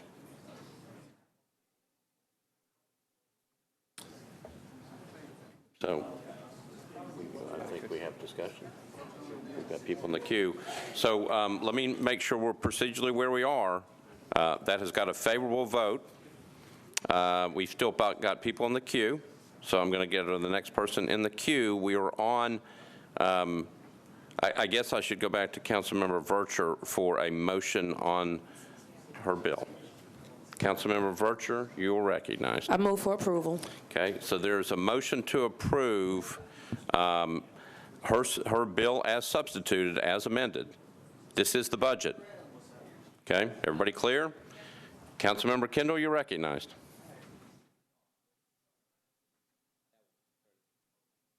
Okay. Councilmember O'Connell, you're recognized. It was on before. Councilmember Gilmore, you're recognized. Has her motion been moved and properly seconded? Yes, it has. Well, I will call the question. Okay. So the previous question has been called. Again, we're on Councilmember Vercher's budget. It's her bill as substituted and as amended, properly seconded. The call for the previous question, we're voting on the previous question. We're not voting on the bill at this point. All in favor of the previous question say aye. Aye. Opposed, no. Previous question prevails. All right, so we are on the budget. Again, Mr. Jameson, just to be clear, if you would just explain what this is. This is your final vote on the budget ordinance as substituted. This will require 21 votes for passage. We are voting on the budget. Madam Clerk, if you would open up the machines.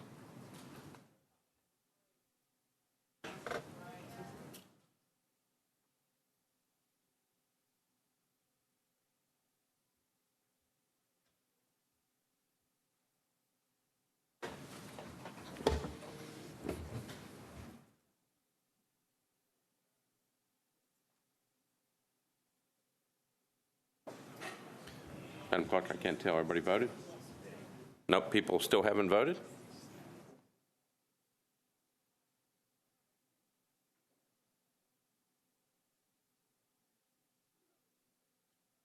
Everybody voted? Okay. Everybody's voted. Madam Clerk, close the machines and take the vote.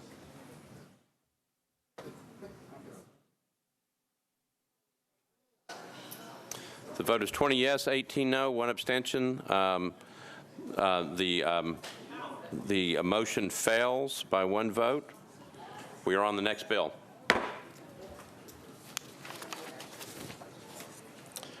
So we are now on BL 2019, excuse me. BL 2019-1625 by Councilmember Vercher.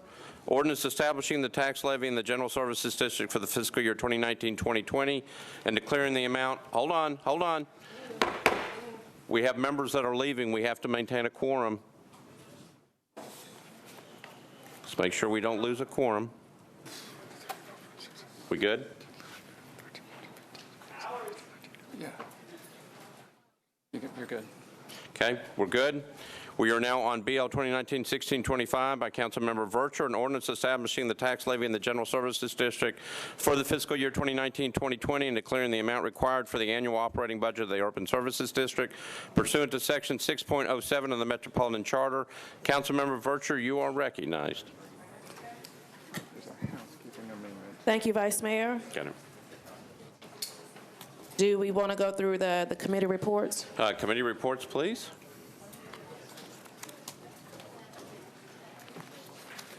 Again, Budget and Finance had an extensive conversation as it related to the budget and the tax levy yesterday in Budget and Committee.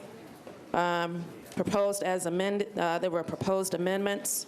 There was Budget and Finance recommended approval, 10-4, 0 against. The bill as amended, Budget and Finance recommended approval, 10-4, 0 against. There were proposed substitutes offered by Vercher, Mendez, and Mendez and Glover, and Budget and Finance recommended approval, 10-4, 0 against. All right. Thank you, Council. For procedurally, Vice Mayor, I need to know what my motion should be, being that the budget just failed, and this is the tax levy for the budget. All right. So, Mr. Jameson, if you would explain where we should be. By virtue of the council's failure to adopt the substitute on its 3rd reading, that imposes the... Mr. James, you're going to have to speak into the microphone. I can't hear you back here. By virtue of the failure to the last vote to prevail, the mayor's budget is adopted. You are now on the matching tax levy, 1625. That is set That's the original tax levy for the recommended. Tax levy that would match the original 1624. So you would move approval, and there is a housekeeping amendment to add to it. Okay, I move for approval. Okay. So there's a motion to approve. We have business going on. Councilmember Lee, Councilmember Davis, we have some other business that we have to take care of. All right, so I've got a motion to approve I need to move the amendment. So let's get a motion on the measure first. Motion on the measure properly seconded. Now you're on your amendment. So you want to move the amendment? Thank you, Vice Mayor. I'd like to move the amendment. Okay, and again, explanation of the amendment, properly seconded, explanation of the amendment. This is just a typographical error on it corrects the total amount needed for the USD, the correct figure being $112,307,900. All right, so motion on the amendment. Any discussion on the amendment? All those in favor of the amendment say aye. Opposed, no. Amendment is adopted. You're back on your bill as amended. Thank you, Vice Mayor. I'd like to move for approval as amended. Okay, so there's a motion on the bill as amended, properly seconded. Any discussion? We're on the tax levy. Any discussion? Seeing none, all those in favor say, do we need a vote on the board? You do. Okay, so we're going to have to go on the board on this one. We're voting on the tax levy. Any other questions? Questions? We're on the tax levy as amended. We're on the board. Madam Clerk, if you open the machines.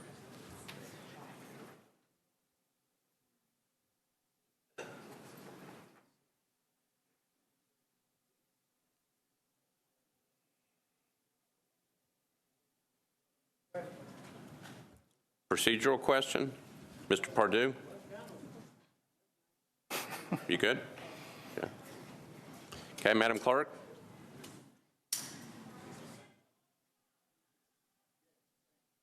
Madam Clerk, close the machines, take the vote. People haven't voted yet? Okay. Madam Clerk, close the machines, take the vote. We're not. Wait, are you saying we haven't voted? Why are you reluctant? I'm telling they need to vote. You got two hands raised. We've got people not voting. So if you don't vote and we don't pass a tax levy, then we're back here next week. You have to pass a tax levy that goes with the budget. So if you're not going to vote, then we'll be back here next week. Okay? Madam Clerk, people voted? Madam Clerk, take the vote. Close the machine, take the vote. All right, so 28 yes, 0 no's, the bill passes. So let me be clear with everyone. You can't do, we were on the budget and the tax levy. You have to vote on these things. You have to vote on the tax levy. If you don't vote on the tax levy, there is no property tax. There is no levy on what we're paying, so you have to vote on these things. Got it? So now we're finished. Now we're back on resolutions at the beginning of the calendar.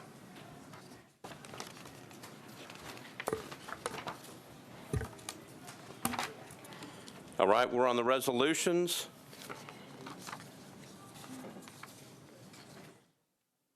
I'm going to go through what has been approved. Okay. What is on the consent calendar? Let's make sure we've got this correct. So I've got Resolution RS 29-1778, 1779, 1780, 1781, 1782, 1783, 1784, 1785, 1787, 1788, and 1789 are on the consent calendar. Anything that needs to be bumped off the consent calendar? Okay, seeing none, I'm going to go through them. I'm going to read them, and then we will go to the committee reports. 1778. This is a resolution by Councilmember Vercher, a resolution accepting a grant from the State of Tennessee Department of Mental Health and Substance Abuse Services to the Metropolitan Government of Nashville and Davidson County for the state trial courts to provide the Tennessee Certified Recovery Court Program to enable the establishment of adult and juvenile drug court programs to address the needs of nonviolent offenders. 1779 by Councilmember Vercher, resolution accepting a grant from the Tennessee Department of Mental Health and Substance Abuse Services to the Metropolitan Government of Nashville and Davidson County, acting by and through the Davidson County General Sessions Court to provide Tennessee Certified Recovery Court Program, collection of participant data utilizing the Tennessee Web-based Information Technology System to assist the state in meeting federal reporting requirements. Resolution RS 2019-1780 by Councilmember Vercher, a resolution accepting a grant and approving Amendment 1 to that grant from the State of Tennessee Department of Correction, the Metropolitan Government of Nashville and Davidson County, acting by and through the state trial courts for Community Corrections Service Grant to divert felony offenders from the Tennessee prison system by providing community supervision and treatment services. RS 2019-1781 by Councilmember Vercher, resolution authorizing the Metropolitan Department of Law to compromise and settle the personal injury claim of Peshkash Mohammed in the amount of $25,000 and that said amount to be paid out of the self-insured liability fund. RS 2019-1782, resolution authorizing the Metropolitan Department of Law to compromise and settle the personal injury claim of Patricia Shies against the Metropolitan Government of Nashville and Davidson County in the amount of $7,000 and that said amount be paid out of the self-insured liability fund. RS 2019-1783 by Councilmember Vercher, resolution authorizing the Metropolitan Department of Law to compromise and settle the property damage claim of Michael Bomarito against the Metropolitan Government of Nashville and Davidson County in the amount of $10,525 and that said amount be paid out of the self-insured liability fund. RS 2019-1784. by Councilmember Vercher and Withers.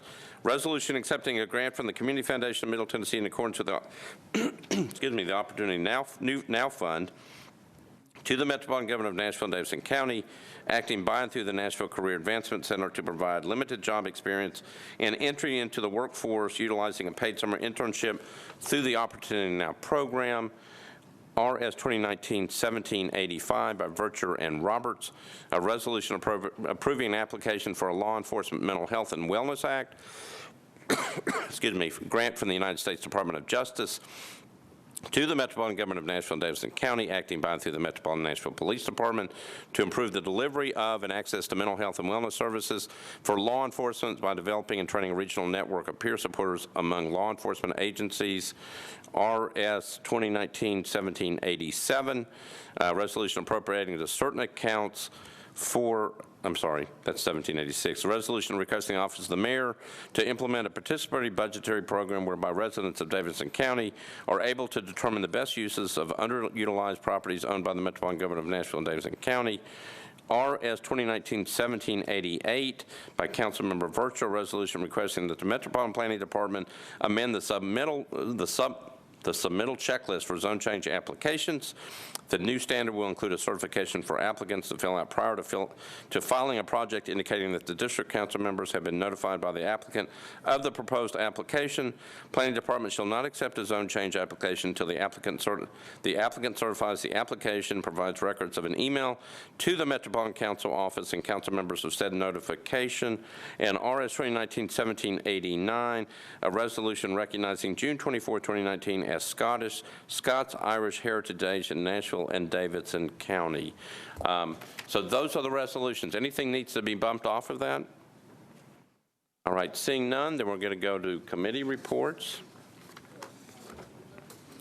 Councilmember Vercher, you're recognized. Thank you, Vice Mayor. Budget and Finance recommended approval for RS 2019-1778, 79, 80, 81, 82, 83, 84, and 85, 11 for, 0 against, and RS 2019-1787, 11 for, 0 against. All right, Councilmember Withers, Personnel. Thank you, Mr. Vice Mayor. The Personnel Committee met this afternoon, and we considered Resolution 2019-1784, and our committee recommended approval, 3 in favor, 0 against. All right, thank you. Planning and Zoning, Councilmember Bedney. Vice Mayor, I'm going to read the two I have on the report. I don't know if they're in the consent. Okay, you got 1788, I think is it. 1788 was recommended for approval, 8 for, 0 against. All right, thank you. Councilmember Roberts, you recognized for Public Safety. Thank you, Mr. Vice Mayor. Public Safety voted 7 in favor, 0 against for 1785. All right, and Rules Confirmations, you've got 1789. Councilmember, hold on. Machine is locked up. Councilmember Lee, you're recognized. Yes, sir, and thank you, Mr. Vice Mayor, and I'm going to need some assistance with this, I believe. I think you just got 1789. That's what my question was going to be, so the other one should have been bumped off? 1790, I think. 1790 was recommended for disapproval, 5 to 0, so. That's bumped. Okay, all we need is right now is 1789. Okay, 1789 was approved, 4 to 0. Okay, and then I'll accept a motion to pass. Yes, sir. With all of these in, I'd like to move approval of Okay, the got a consent. motion to approve, properly seconded. Any discussion on the consent agenda? Seeing none, all those in favor say aye. Aye. Opposed, no. You adopt. Okay, now we're back on resolutions. So we're back on Resolution RS 2019-1721. Go back and get it. It should be the first resolution you've got. This is Resolution RS 2019-1721 by sponsors Vercher, Johnson, and Murphy. Resolution requesting that the Metropolitan Planning Commission and the Metropolitan Planning Department amend Chapter 2 of the adopted subdivision regulations of the Metropolitan Government of Nashville and Davidson County to require community meetings prior to approval of concept plans or prior to approval of final plats when no concept plan is required. Councilmember Vercher, you're recognized. Thank you so much, Vice Mayor. Committee report. All right. Councilmember Bedney, Planning and Zoning. Yes, Vice Mayor, the committee requested a one-meeting deferral, 8-4-0 against. All right, thank you. Councilmember Vercher, back to you. I move for deferral. All right, one meeting deferral, properly seconded. Any discussion? Seeing none, all those in favor say aye. Opposed, no. You adopt. All right, so it's deferred one meeting. RS 2019-1726, Councilmember Vercher and Roten, a resolution authorizing the issuance of not to exceed $54,100,000 in interfund tax anticipation notes to the Metropolitan Government of Nashville and Davidson County, Tennessee.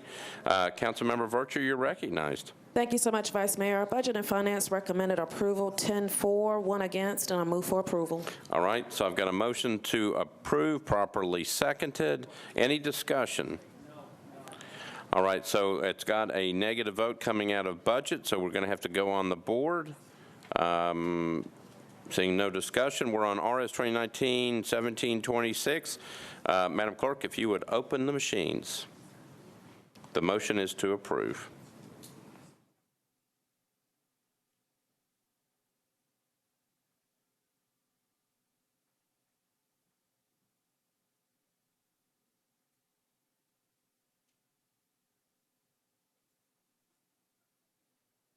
All right, everybody voted?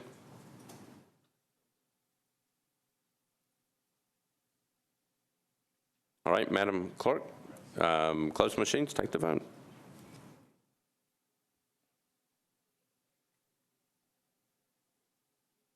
That microphone, you may want to turn that microphone on. I don't know what's going on. Okay. Okay. All right, so it passes 28 yes, 2 no. Okay. We're now on RS 2019-1743.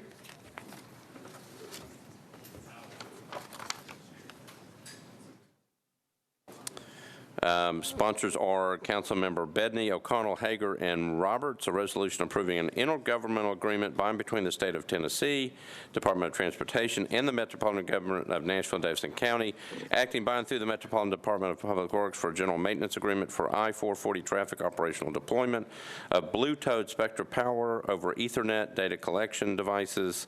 Councilmember Bedney, you're recognized. There you go. Thank you, Vice Mayor. Committee reports, please. All right, so I've got Public Works, Councilmember O'Connell. Hold on.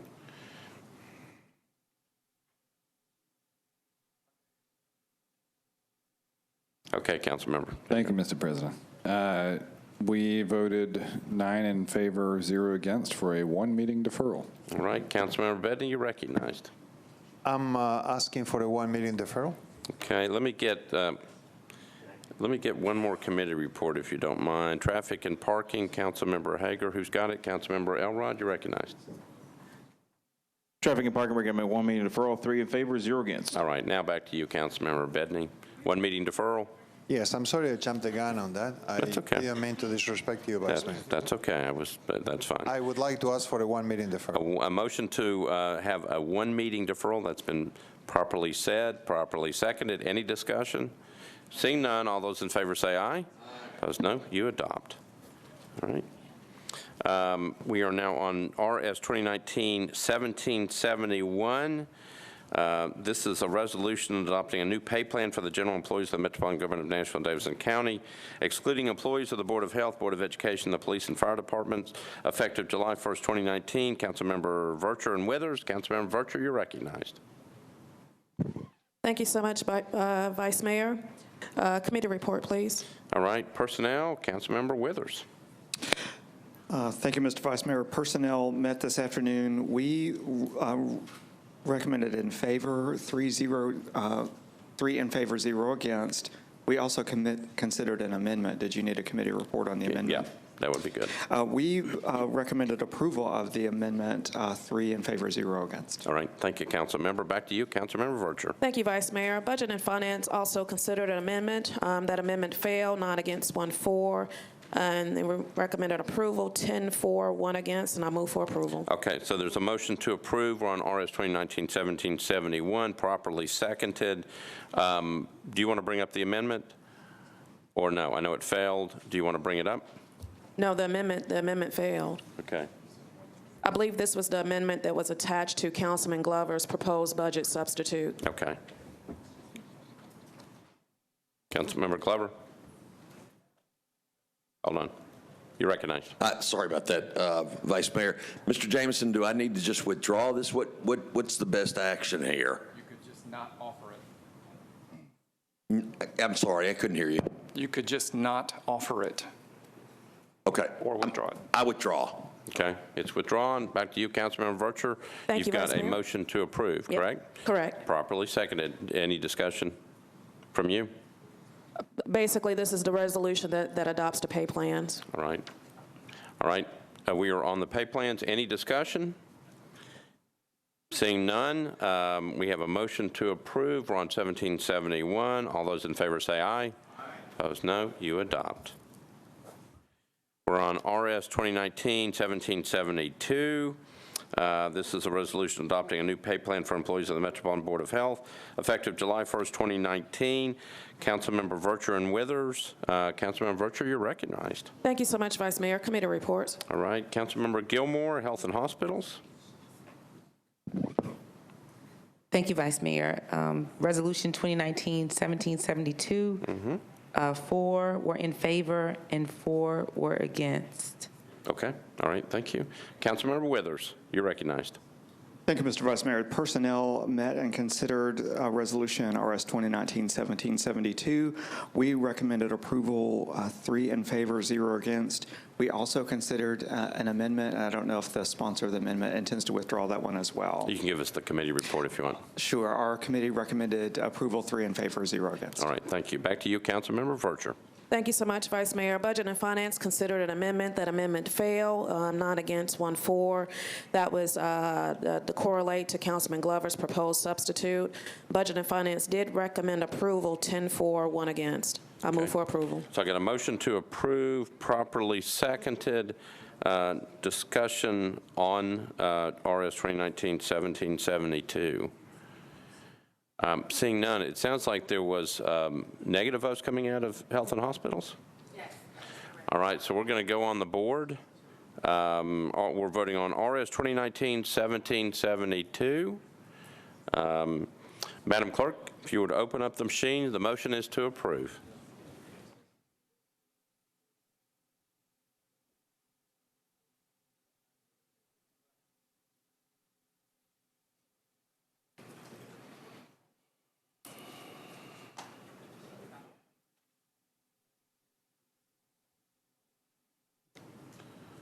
We got people voting.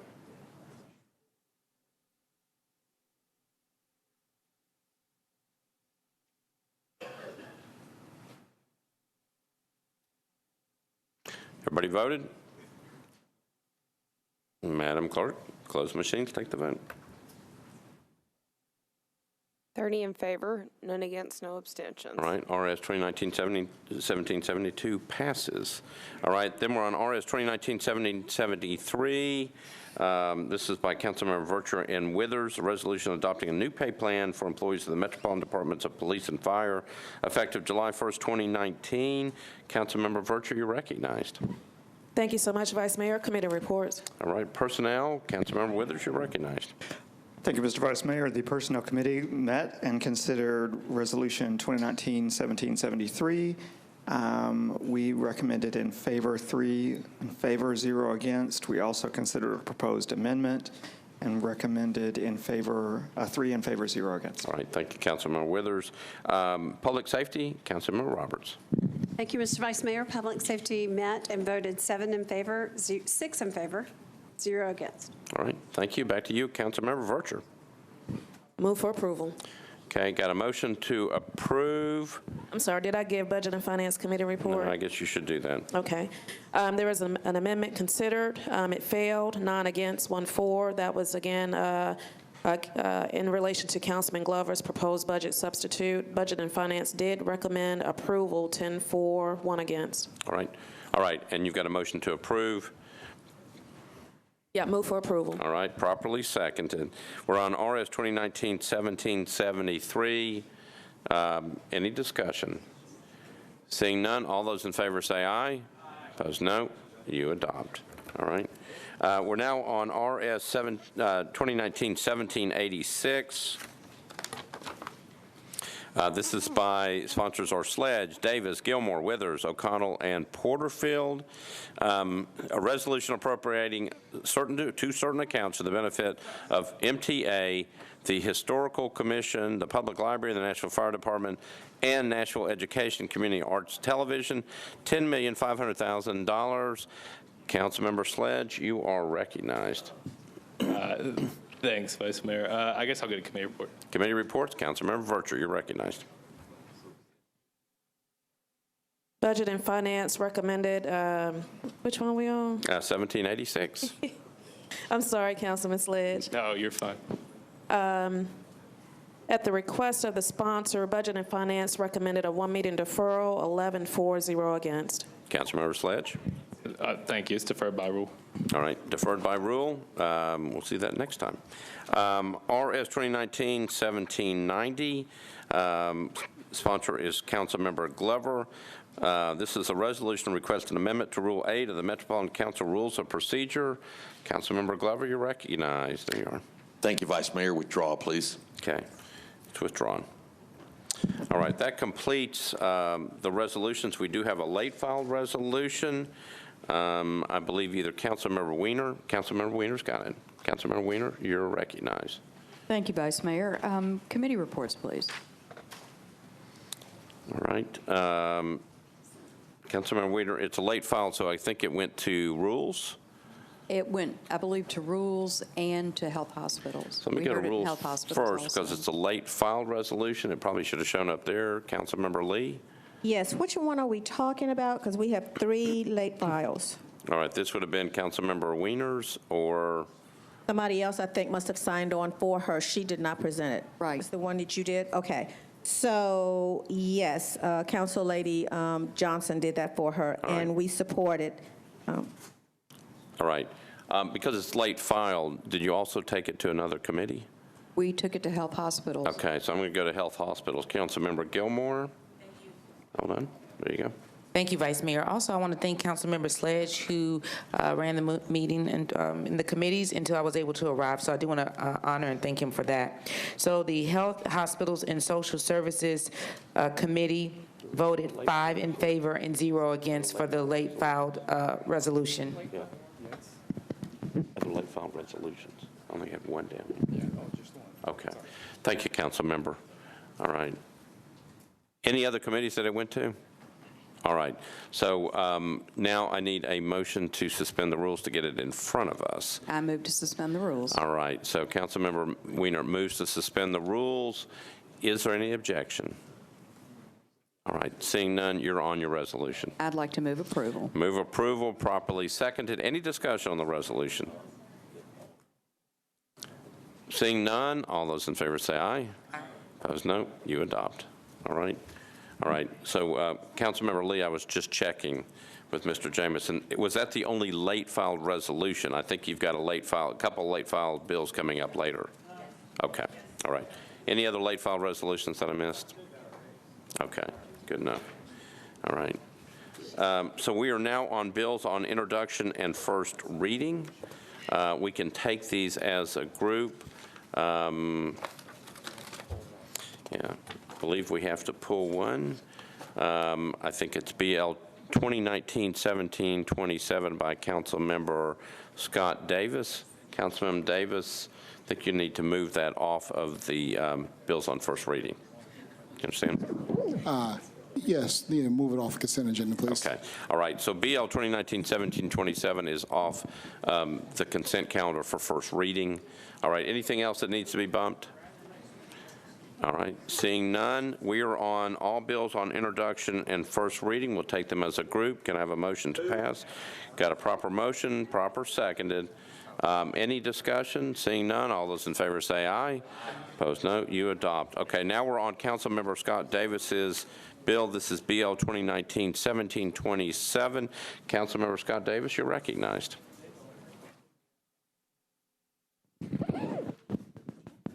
Thank you. Thank you, Vice Mayor. I need to suspend the rules to put this on first reading. It was an amendment approved by the Planning Commission. This is to add a restaurant to an SP. I want to put it on so we could have a public hearing for it. Like to suspend. I would like to suspend the rules. It was filed on time, but the fee was paid late, and so we need to suspend the rules in order to keep the bill on track. Because the fee was paid late. So we're by the suspending the applicant. rule because the fee was not paid on time. Not paid on All right. So Councilmember Scott Davis moves to suspend the rules to get this matter properly on first reading because of suspension of the rules because the fee wasn't paid. Any discussion? I'm going to Councilmember Lee. Did you all consider this? Hold on. There you go. Yes, sir. Councilman Davis came before us, and we agreed to support it. All right, thank you, council member. So council member Scott Davis is moving to suspend the rules so he can get this matter on first reading. Any objection to suspension of the rules? Seeing none. Council member Scott Davis, you're on your bill on first reading. Move for approval on just first reading. Okay, so I got a motion to approve, properly seconded. Any discussion? We're on BL 2019-1727. Seeing none, all those in favor say aye. Opposed, no. You adopt. Thank you, council member. And we have a late filed bill. We also have one late filed bill for first reading. It's also council member Scott Davis. Council member Davis, you're recognized. Thank you, Vice Mayor. I'd like to refer to Attorney Jameson. Okay, Mr. Jameson. Members of council, Councilman Davis had nothing to do with the failure of this bill to get onto the agenda. That was entirely our fault, and we apologize. This is a straight rezone RS5 to R6A on Edwin Street. It should be on first reading, but for the council office's mistake. So please don't hold it against Councilman Davis. Okay, so we'll try not to hold it against Mr. Jameson either, right? All right. Councilmember Scott Davis is requesting, he's got a late filed bill, he's requesting that we suspend the rules to get this matter before us, correct? Councilmember Davis? I'd like to request a suspension of the rules, please. All right. Councilmember Lee, you're recognized. Yes, sir. Councilman Davis only came before us on one late file. So I believe this is the one that you came before us on? I apologize, Chairman Lee. At the time, the Rules Committee had already, you've already ruled when we found out that the applicant did not pay their fee on time. So I apologize for the confusion. This was the one. I'm sorry, it's been a long night. That's okay. So I am relying on you, Mr. Vice Chair. The committee did support this one. The other one, he did not come before us on. So that was a mistake. So I'm laying my head in your hands, sir. All right. Since we already took that one up and suspended the rules, then we can let that one go through. The suspension of the rules were allowed. Councilmember Davis, you're also moving to suspend the rules on this one. Right. With a big apology to the chairman of the Rules Committee, I'd like to suspend the rules. All right. So the request is by Councilmember Scott Davis is to suspend the rules to get this matter on as a late file bill on first reading. Any objection to suspension of the rules? Seeing none, all those in favor, no, let me get a motion to approve on first reading. Motion to approve on first reading, please. Okay, a motion to approve on first reading, properly seconded. Any discussion? Seeing none, all those in favor say aye. Opposed, no. You adopt. All right. So we are now on bills on second reading. We are now on BL 2018-1363. This is an ordinance to amend Title 17 of the Metropolitan Code of Laws by changing from RS10 to SP zoning on properties located at 944 Curry Road and Curry Road unnumbered, approximately 530 feet northwest of Vincent Drive, 5.15 acres, to permit 24 multifamily residential units. Councilmember Glover, you're recognized. Your reports, please. All right. So I'm going to go to Planning and Zoning. Councilmember Bedney, you're recognized. Thank you, Vice Mayor. You're welcome. I'm BL going to 2018-1363. I know which one. Okay, good. The committee recommended indefinite deferral 8-4, 0 against. All right, Councilmember Glover, you're recognized. Move to indefinitely defer. Okay, so there's a motion to indefinitely defer, properly seconded. Any discussion on the motion? Seeing none, all those in favor say aye. Aye. Opposed, no. You adopt. Motion was indefinitely to defer. BL 2019-1516. This is by Councilmember Scott Davis. Ordinance to amend Title 17 of the Metropolitan Code of Laws by changing from RS5 to SP zoning for property located at 725 Hart Avenue on the southeast corner of the intersection of Cleveland Avenue and Hart Avenue, 0.18 acres to permit up to 3 residential units. Councilmember Scott Davis, you're recognized. Yes, I'd like to defer to the August public hearing, the meeting in August. I know I defer by rule one time. All right, so Mr. Jameson, this Can I would defer be, 2 meetings? is this an automatic deferral? It is a bump, a 90-day bump. Okay, so it's a 90-day bump, so what can he do? He would bump it 1 meeting to July 2nd. Okay, so the motion is to defer 1 meeting? Yeah, defer 1 meeting. Okay, so that's a proper motion. Okay. Proper second. Back to you, Councilmember Davis. Thank you. Thank you. My intent is to defer this once it gets to, I know I have to defer once by rule, but to defer this to the August public hearing to get some community feedback. This bill was approved by the planning staff and the planning commission unanimously, but we're going to make some changes, and we're going to we're going to make some changes, and we're discussing a DADU option to help maybe ease some of the transition. But I wanted to have a community meeting in July and go for vote and look at it in August with those changes. So I like to move for the 1 meeting deferral. Okay. And I plan on deferring to the August public hearing after that deferral. All right, so I got a motion to defer 1 meeting, properly seconded. Any discussion? Seeing none, all those in favor say aye. Opposed, no. You adopt. BL 2019-1631 by Councilmember Freddie O'Connell. Ordinance to create Title IX noise and amplified sound and to consolidate existing provisions regulating noise, excessive noise, and construction noise into new Title IX. Councilmember O'Connell, you recognize. Thank you, Mr. President. I'd like to request committee reports, please. Okay, Codes and Fair, Councilmember Swope.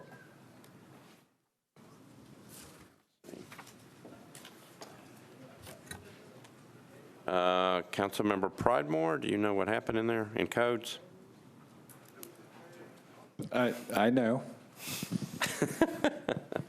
Anybody got the committee report for Codes? Councilmember Davis, can you look over on Councilmember Swope's desk and see if you've got the report on there? Not that we don't trust you, Councilmember O'Connell, but it usually comes from somebody else. Okay, Councilmember Swope, Councilmember Davis, you're recognized at Councilmember Swope's desk. Wow, a conservative, nice gentleman has turned into a mean liberal.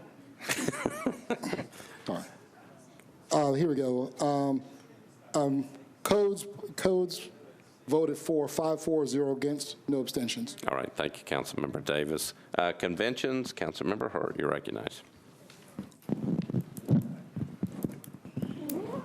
Thank you, Mr. Vice Mayor. The Conventions, Tourism, and Public Entertainment Facilities voted 4 and 0 against for the substitute, but the actual bill was deferred unanimously, 4 and 0. All right, thank you. Councilmember O'Connell, you're recognized. Thank you, Mr. President.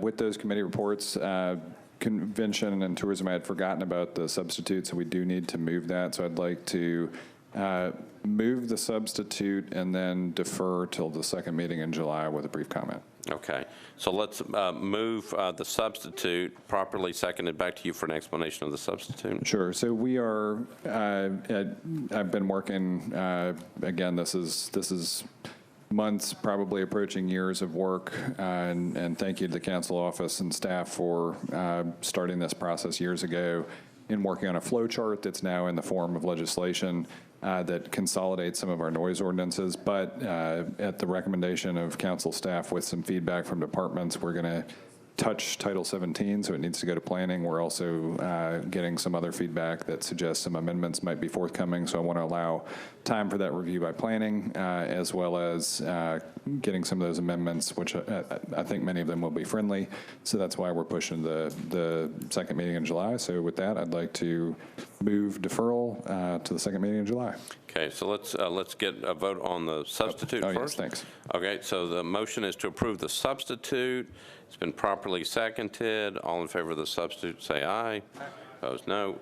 Substitute's adopted, and then your motion is to defer to the second meeting in July? You got it. All right, properly seconded. Any discussion? Seeing none, all those in favor of the motion to defer, say aye. Opposed, no. You adopt. BL 2019-1651 by Councilmember Kendall.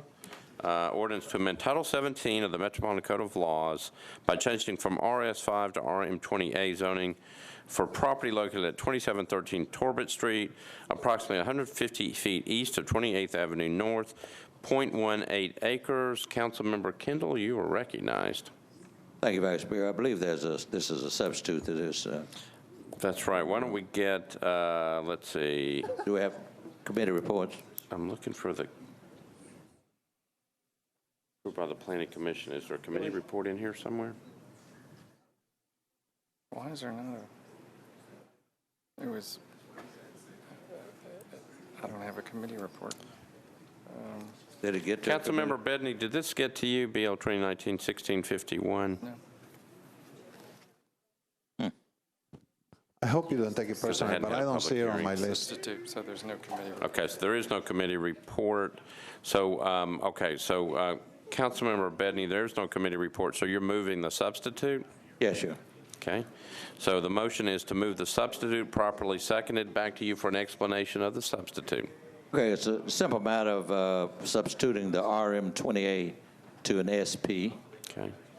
All right. So you've heard the explanation of the substitute. It, again, has been properly seconded. Any discussion on the motion to approve the substitute? Seeing none, all those in favor say aye. Opposed, no. Substitute is adopted. Okay, I now move the bill as substituted. And he'll want to move to suspend the required re-referral to Planning Commission. I'm happy to talk about that. Okay.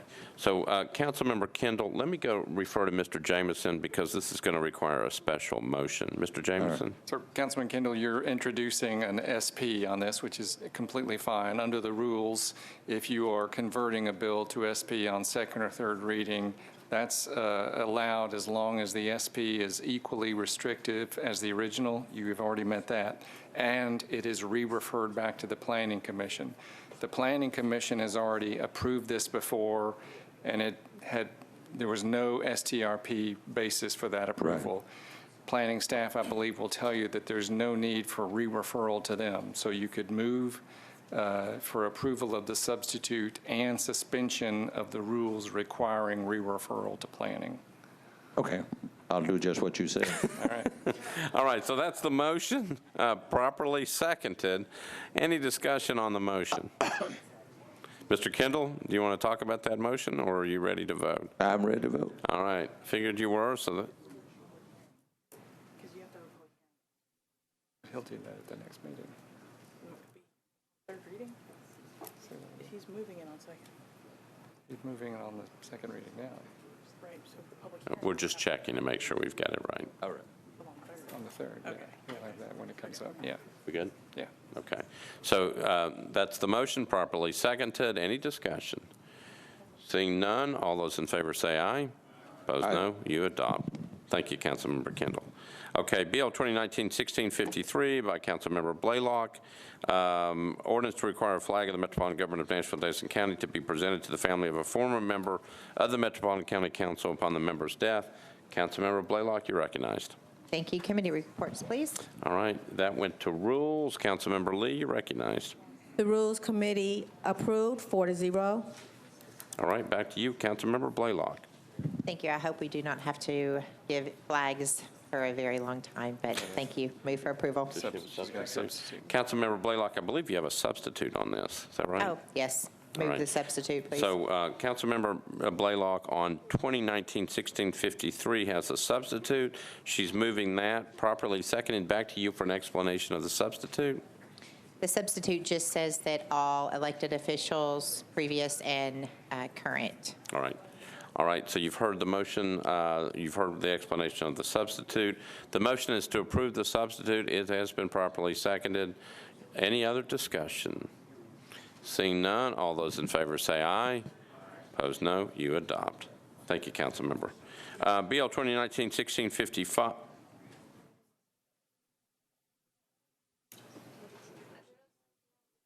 It was the substitute. That was the substitute. We got the, oh, good. Okay, all right. So we're clarifying something. So that was the motion on the substitute. Now just move your, let me go back to you. Move your bill as substituted. Thank you. I move the bill as substituted. Okay. Bill as substituted, properly seconded. Any discussion? The motion is to approve the bill as substituted. Again, seconded. Any discussion? Seeing none. All those in favor say aye. Opposed, no. You adopt. Thank you, Councilmember Blaylock, and thank you, Madam Clerk. BL 2019-1655. Sponsors are Davis, Allen, Bedney, O'Connell, and Gilmore. Ordinance amending Section 2.210.030 of the Metropolitan Code of Laws regarding disclosure requirements for economic and community development incentive grant agreements. Councilmember Anthony Davis, you're recognized. Thank you, Vice Mayor. Committee report. Councilmember Vercher, Budget and Finance. 1655. I thought I was done. Yeah, this work is never done. I guess we had to get a report, right, or do I just, yeah. It's referred to budget. Yeah, you're right. 1655. We voted to defer the request of the sponsor. Yeah, I don't Hint. have that one. By some sort of vote.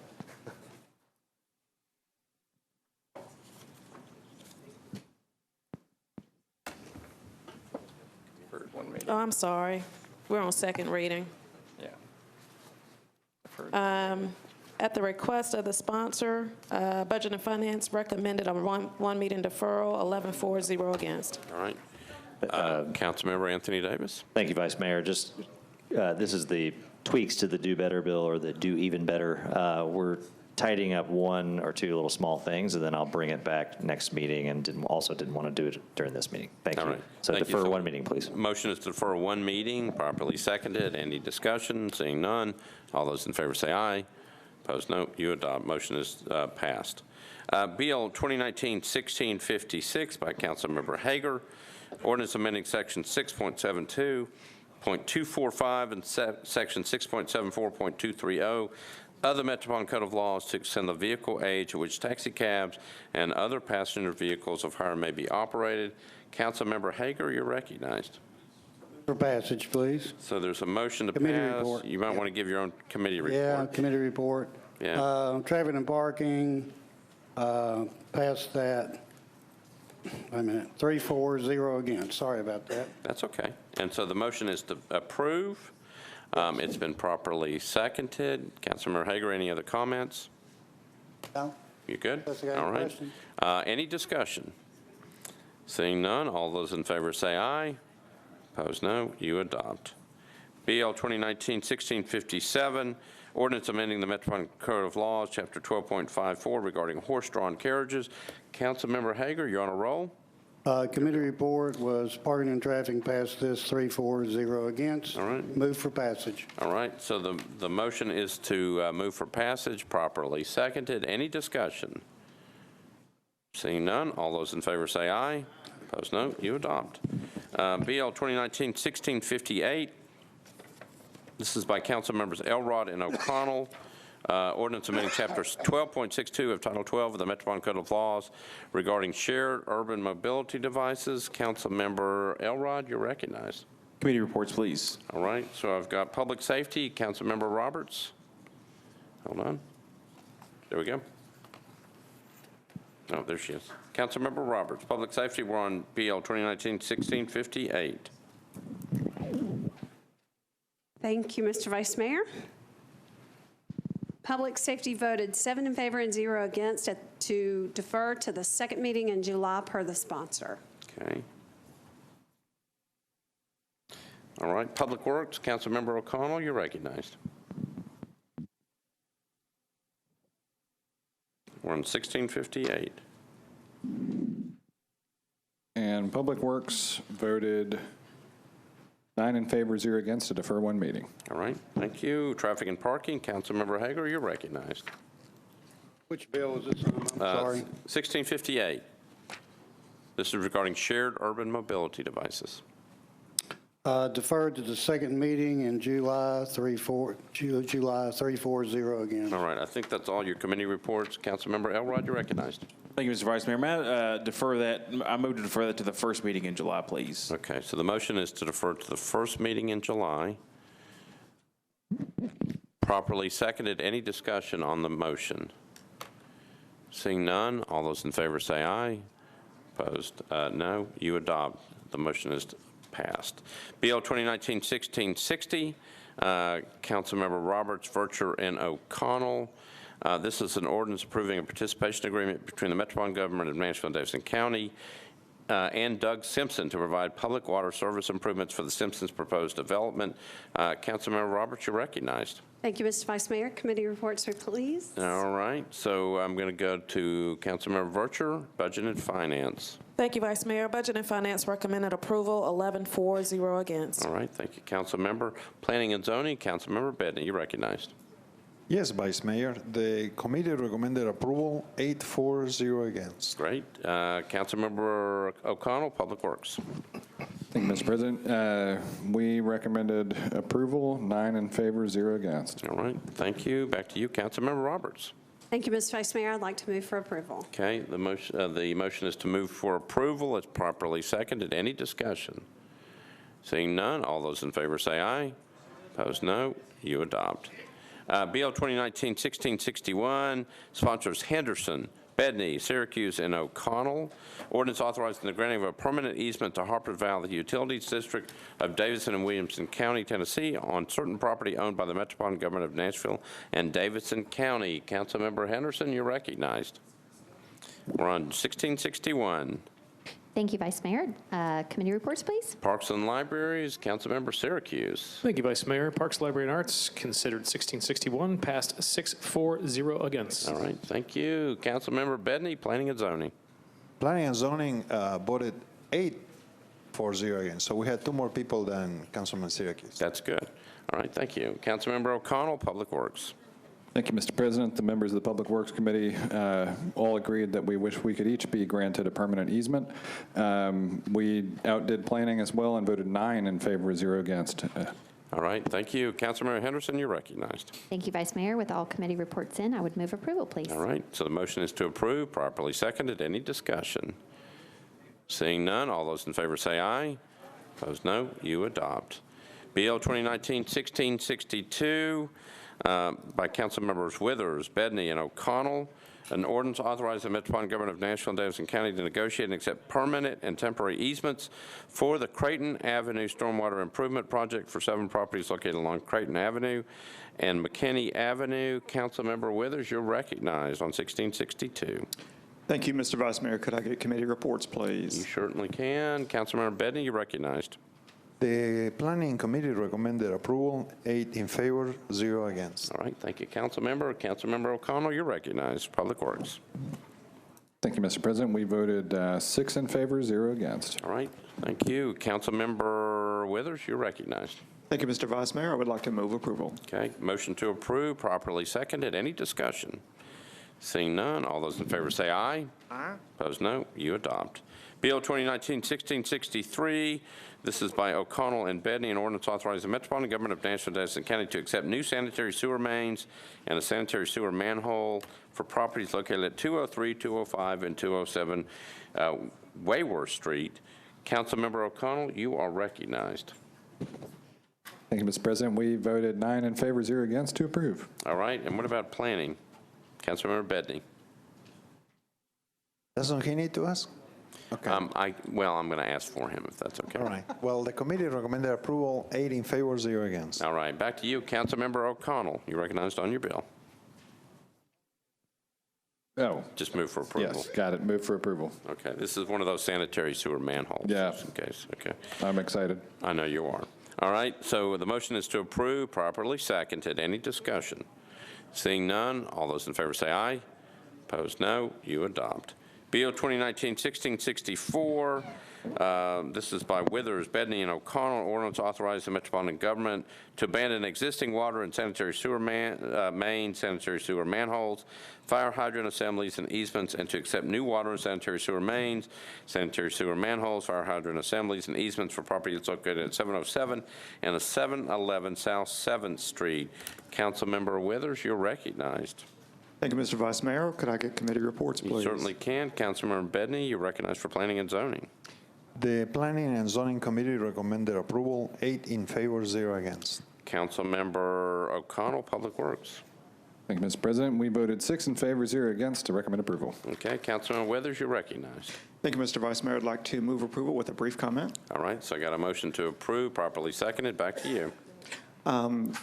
Colleagues, usually these are pretty routine for fire hydrants and sewer lines and things like that.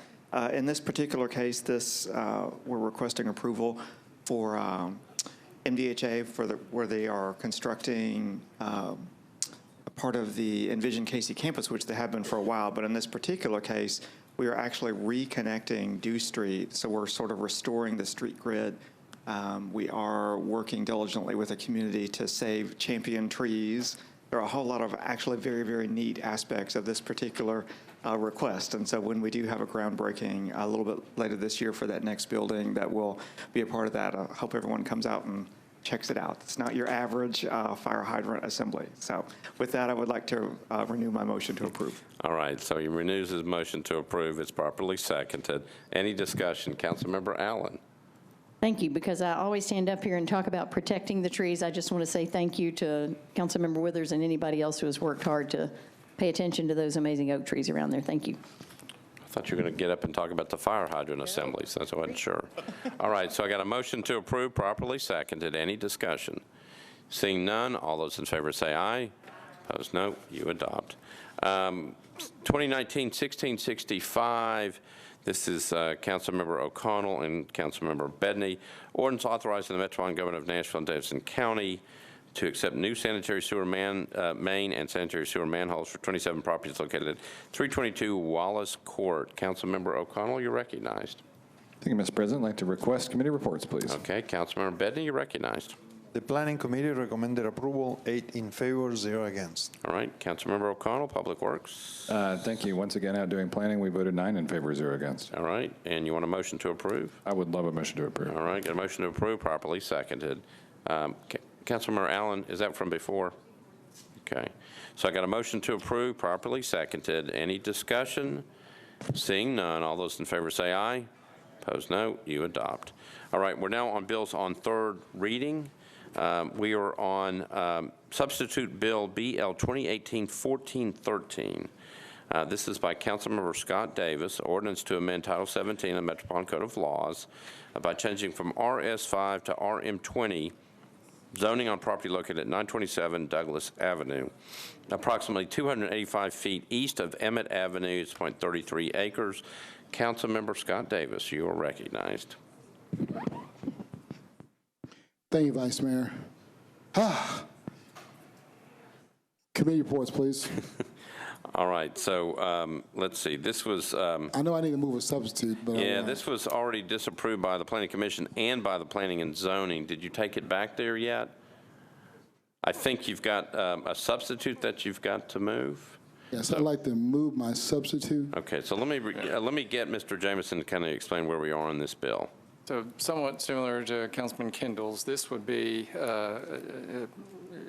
adding an SP, converting the zoning bill to an SP on third reading. Per the council rules, that's appropriate under two conditions. One, that the SP is equally restrictive as the original, and secondly, that it is re-referred to the Planning Commission. Councilman Davis may want to move the substitute with a suspension of the rules so that he is not re-referred to the Planning Commission, in which case you'd be voting on the substitute requiring 27 votes tonight. Otherwise, it would be re-referred to Planning. I'd like to move this. I would like to move the substitute. After I explain the substitute, I'd like to call for a suspension of the Okay. rules. So let's move the substitute. It's already substituted. This is the second substitute, correct? So Councilmember Scott Davis is moving the second substitute, correct? Yes, sir. Okay. Proper motion, proper second. I think you've heard the explanation of why we're doing it. So we're on the second substitute. Councilmember Scott Davis, any comments? This is a substitute that gets rid of the Airbnb ability for this property. And that's what it is. The applicant is still back there holding on. Kim, I appreciate all your hard work and sticking through this long night. God bless you. And I'm asking for approval. Once again, 2 public hearings, no opposition. And we're removing the Airbnb requirements with the substitute. So I'd like a suspension of the rules. So he's moving approval of the substitute first. Yeah, first, and then we got the suspension. So at first, all you're doing at this point is moving for the second substitute. I'd like to move the second substitute. Okay, again, it's properly seconded. So you've heard a discussion of what it is. Any discussion on the second substitute? Okay, seeing none, we're on the second substitute. All those in favor say aye. Opposed, no. The motion is adopted. Okay, now you need a suspension of the rules. This would be Rule 21, so that it does not have to go back to the Planning Commission. Councilmember Scott Davis. I'd like to suspend the rules, Rule 21. Okay. So again, I think Mr. Jameson has explained what's going on with this. The request is by Councilmember Scott Davis to suspend Rule 21, so it does not have to go back to the Planning Commission, because it would still be a disapproved bill. Okay. Any problems with the suspension of the rules? Okay. So I see more than 2 hands, so the rules can't be suspended. All right. So at this point, we've just got a second substitute, and it's sitting in front of us, and it would have to go. Now must be referred. It must be referred back to the Planning Commission. Right, correct? Right, so he'll defer until after Planning Commission consideration. Okay, so I'll need a motion to defer until after the Planning Commission hears the measure. No problem. All right, so. Can we check with Planning Commission, see when it's on their calendar? Yeah, that's a good idea. So it has to be to a date certain, looking at the Planning Commission. Do we know when this is going to come up so he can get it deferred properly?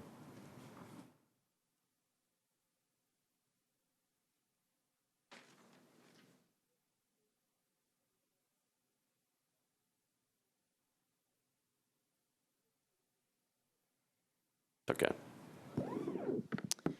It will not be able to go on to the Planning Commission. July 18th is the first opportunity, given the need for public noticing for the Planning Commission. So, To the first meeting in August? yeah, August 6th. Yeah. Second. So Councilmember Scott Davis, it would have to be deferred to the first meeting in August. Okay. So the motion, that's your motion? Yeah, it's like the first meeting in August. Okay. So the deferrals to the first meeting in August, properly seconded. Any discussion? Seeing none, all those in favor say aye. Opposed, no. You adopt. Okay, we're now on BL 2019-1537. This is also a disapproved bill. Councilmember Scott Davis. Ordinance to amend Title 17 of the Metropolitan Code of Laws by changing from RS5 to R6 zoning for property located at 327 Gatewood Avenue, approximately 436 feet west of Lishy Avenue, 0.18 acres. Councilmember Scott Davis, you're recognized. Committee reports, please. All right, so it was referred to Planning and Zoning. Councilmember Bedney. The committee recommended a 1 meeting deferral. I think it was because of the request of the council member. 8-4-0 against. All right.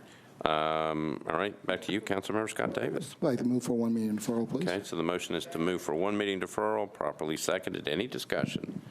Seeing none, all those in favor say aye. Opposed, no. You adopt. All right, motion is for the 1 meeting deferral. All right, BL 2019-1624 we've already handled. 1625 we've handled. BL 2019-1626, Councilmember Vercher, Gilmore, and Hall. Ordinance establishing a program for the purpose of providing assistance to low-income elderly residents of the Metropolitan Government for the fiscal year 2019-2020. Councilmember Vercher, you're recognized. Thank you, Vice Mayor. Budget and Finance recommended approval, 10-4, against. I'll move for approval. Okay, so a motion is to approve, properly seconded. Any discussion? Seeing none, all those in favor say aye. Opposed, no. You adopt. Okay, Bill 2019, Substitute Bill 2019-1627 by Council Members Vercher, Hall, and Henderson, an ordinance establishing a new fee structure for all short-term rental property permit applications. Councilmember Vercher, you're recognized. Councilmember Vercher. 1627. All the committee reports are in. Okay, I move for approval. Okay, so the motion is to approve, properly seconded. Any discussion? Seeing none, all those in favor say aye. Opposed, no. You adopt. Was there a no? Oh, okay. Okay. So we're going to have to go on the board because there's an abstention on third reading. So, all right, so we're on Substitute Bill 2019-1627. Because there's a member is abstaining, we're on the board. Madam Clerk, could you open the machines?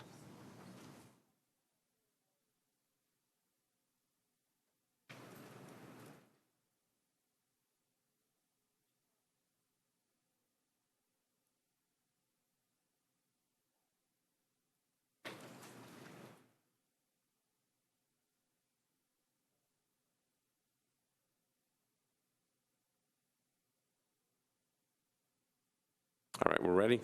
Okay, so we're on Substitute Bill 2019-1627. We're on the board.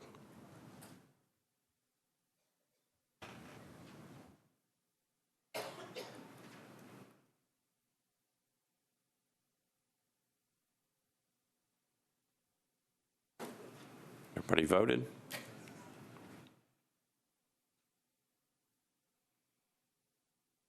All right, Madam Clerk. Close machines, take the vote.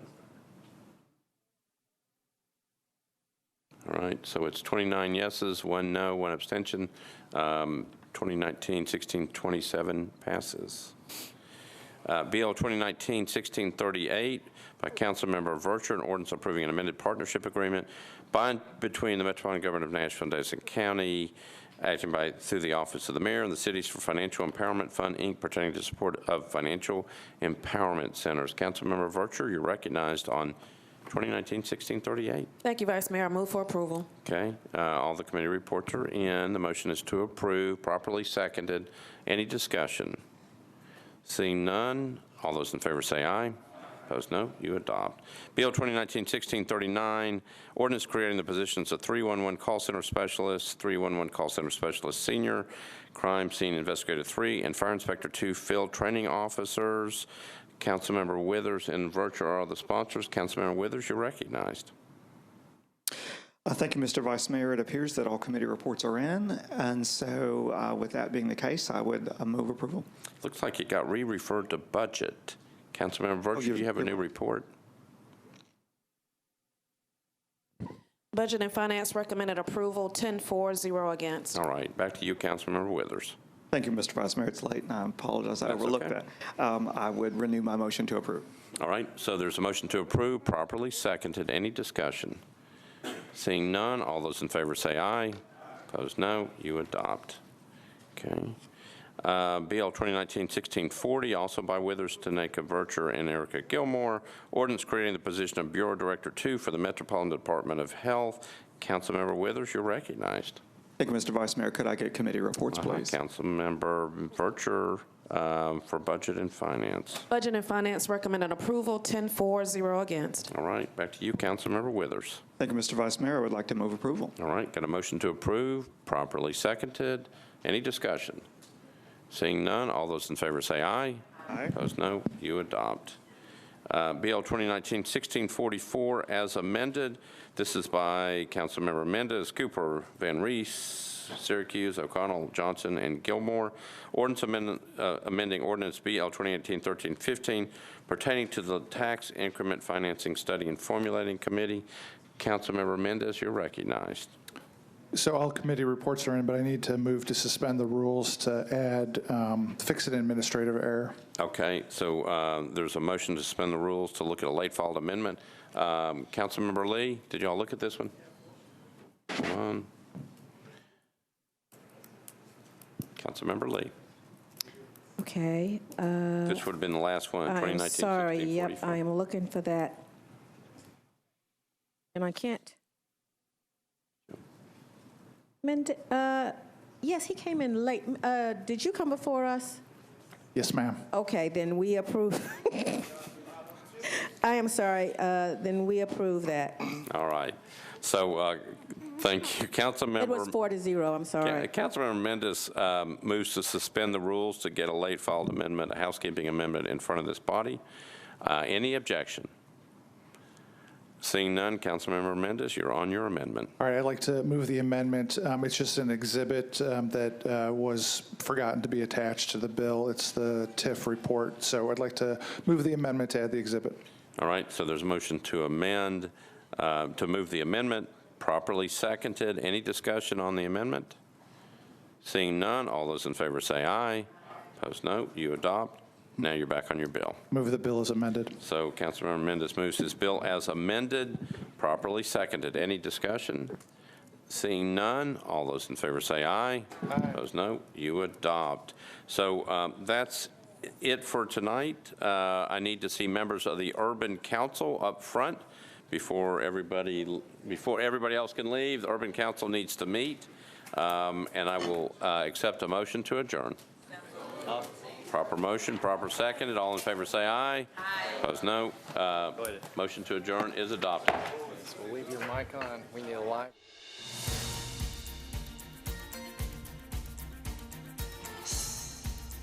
This has been a service of the Metro Nashville Network. If you would like to see this presentation again, or for more information about this and other programs, visit nashville.gov.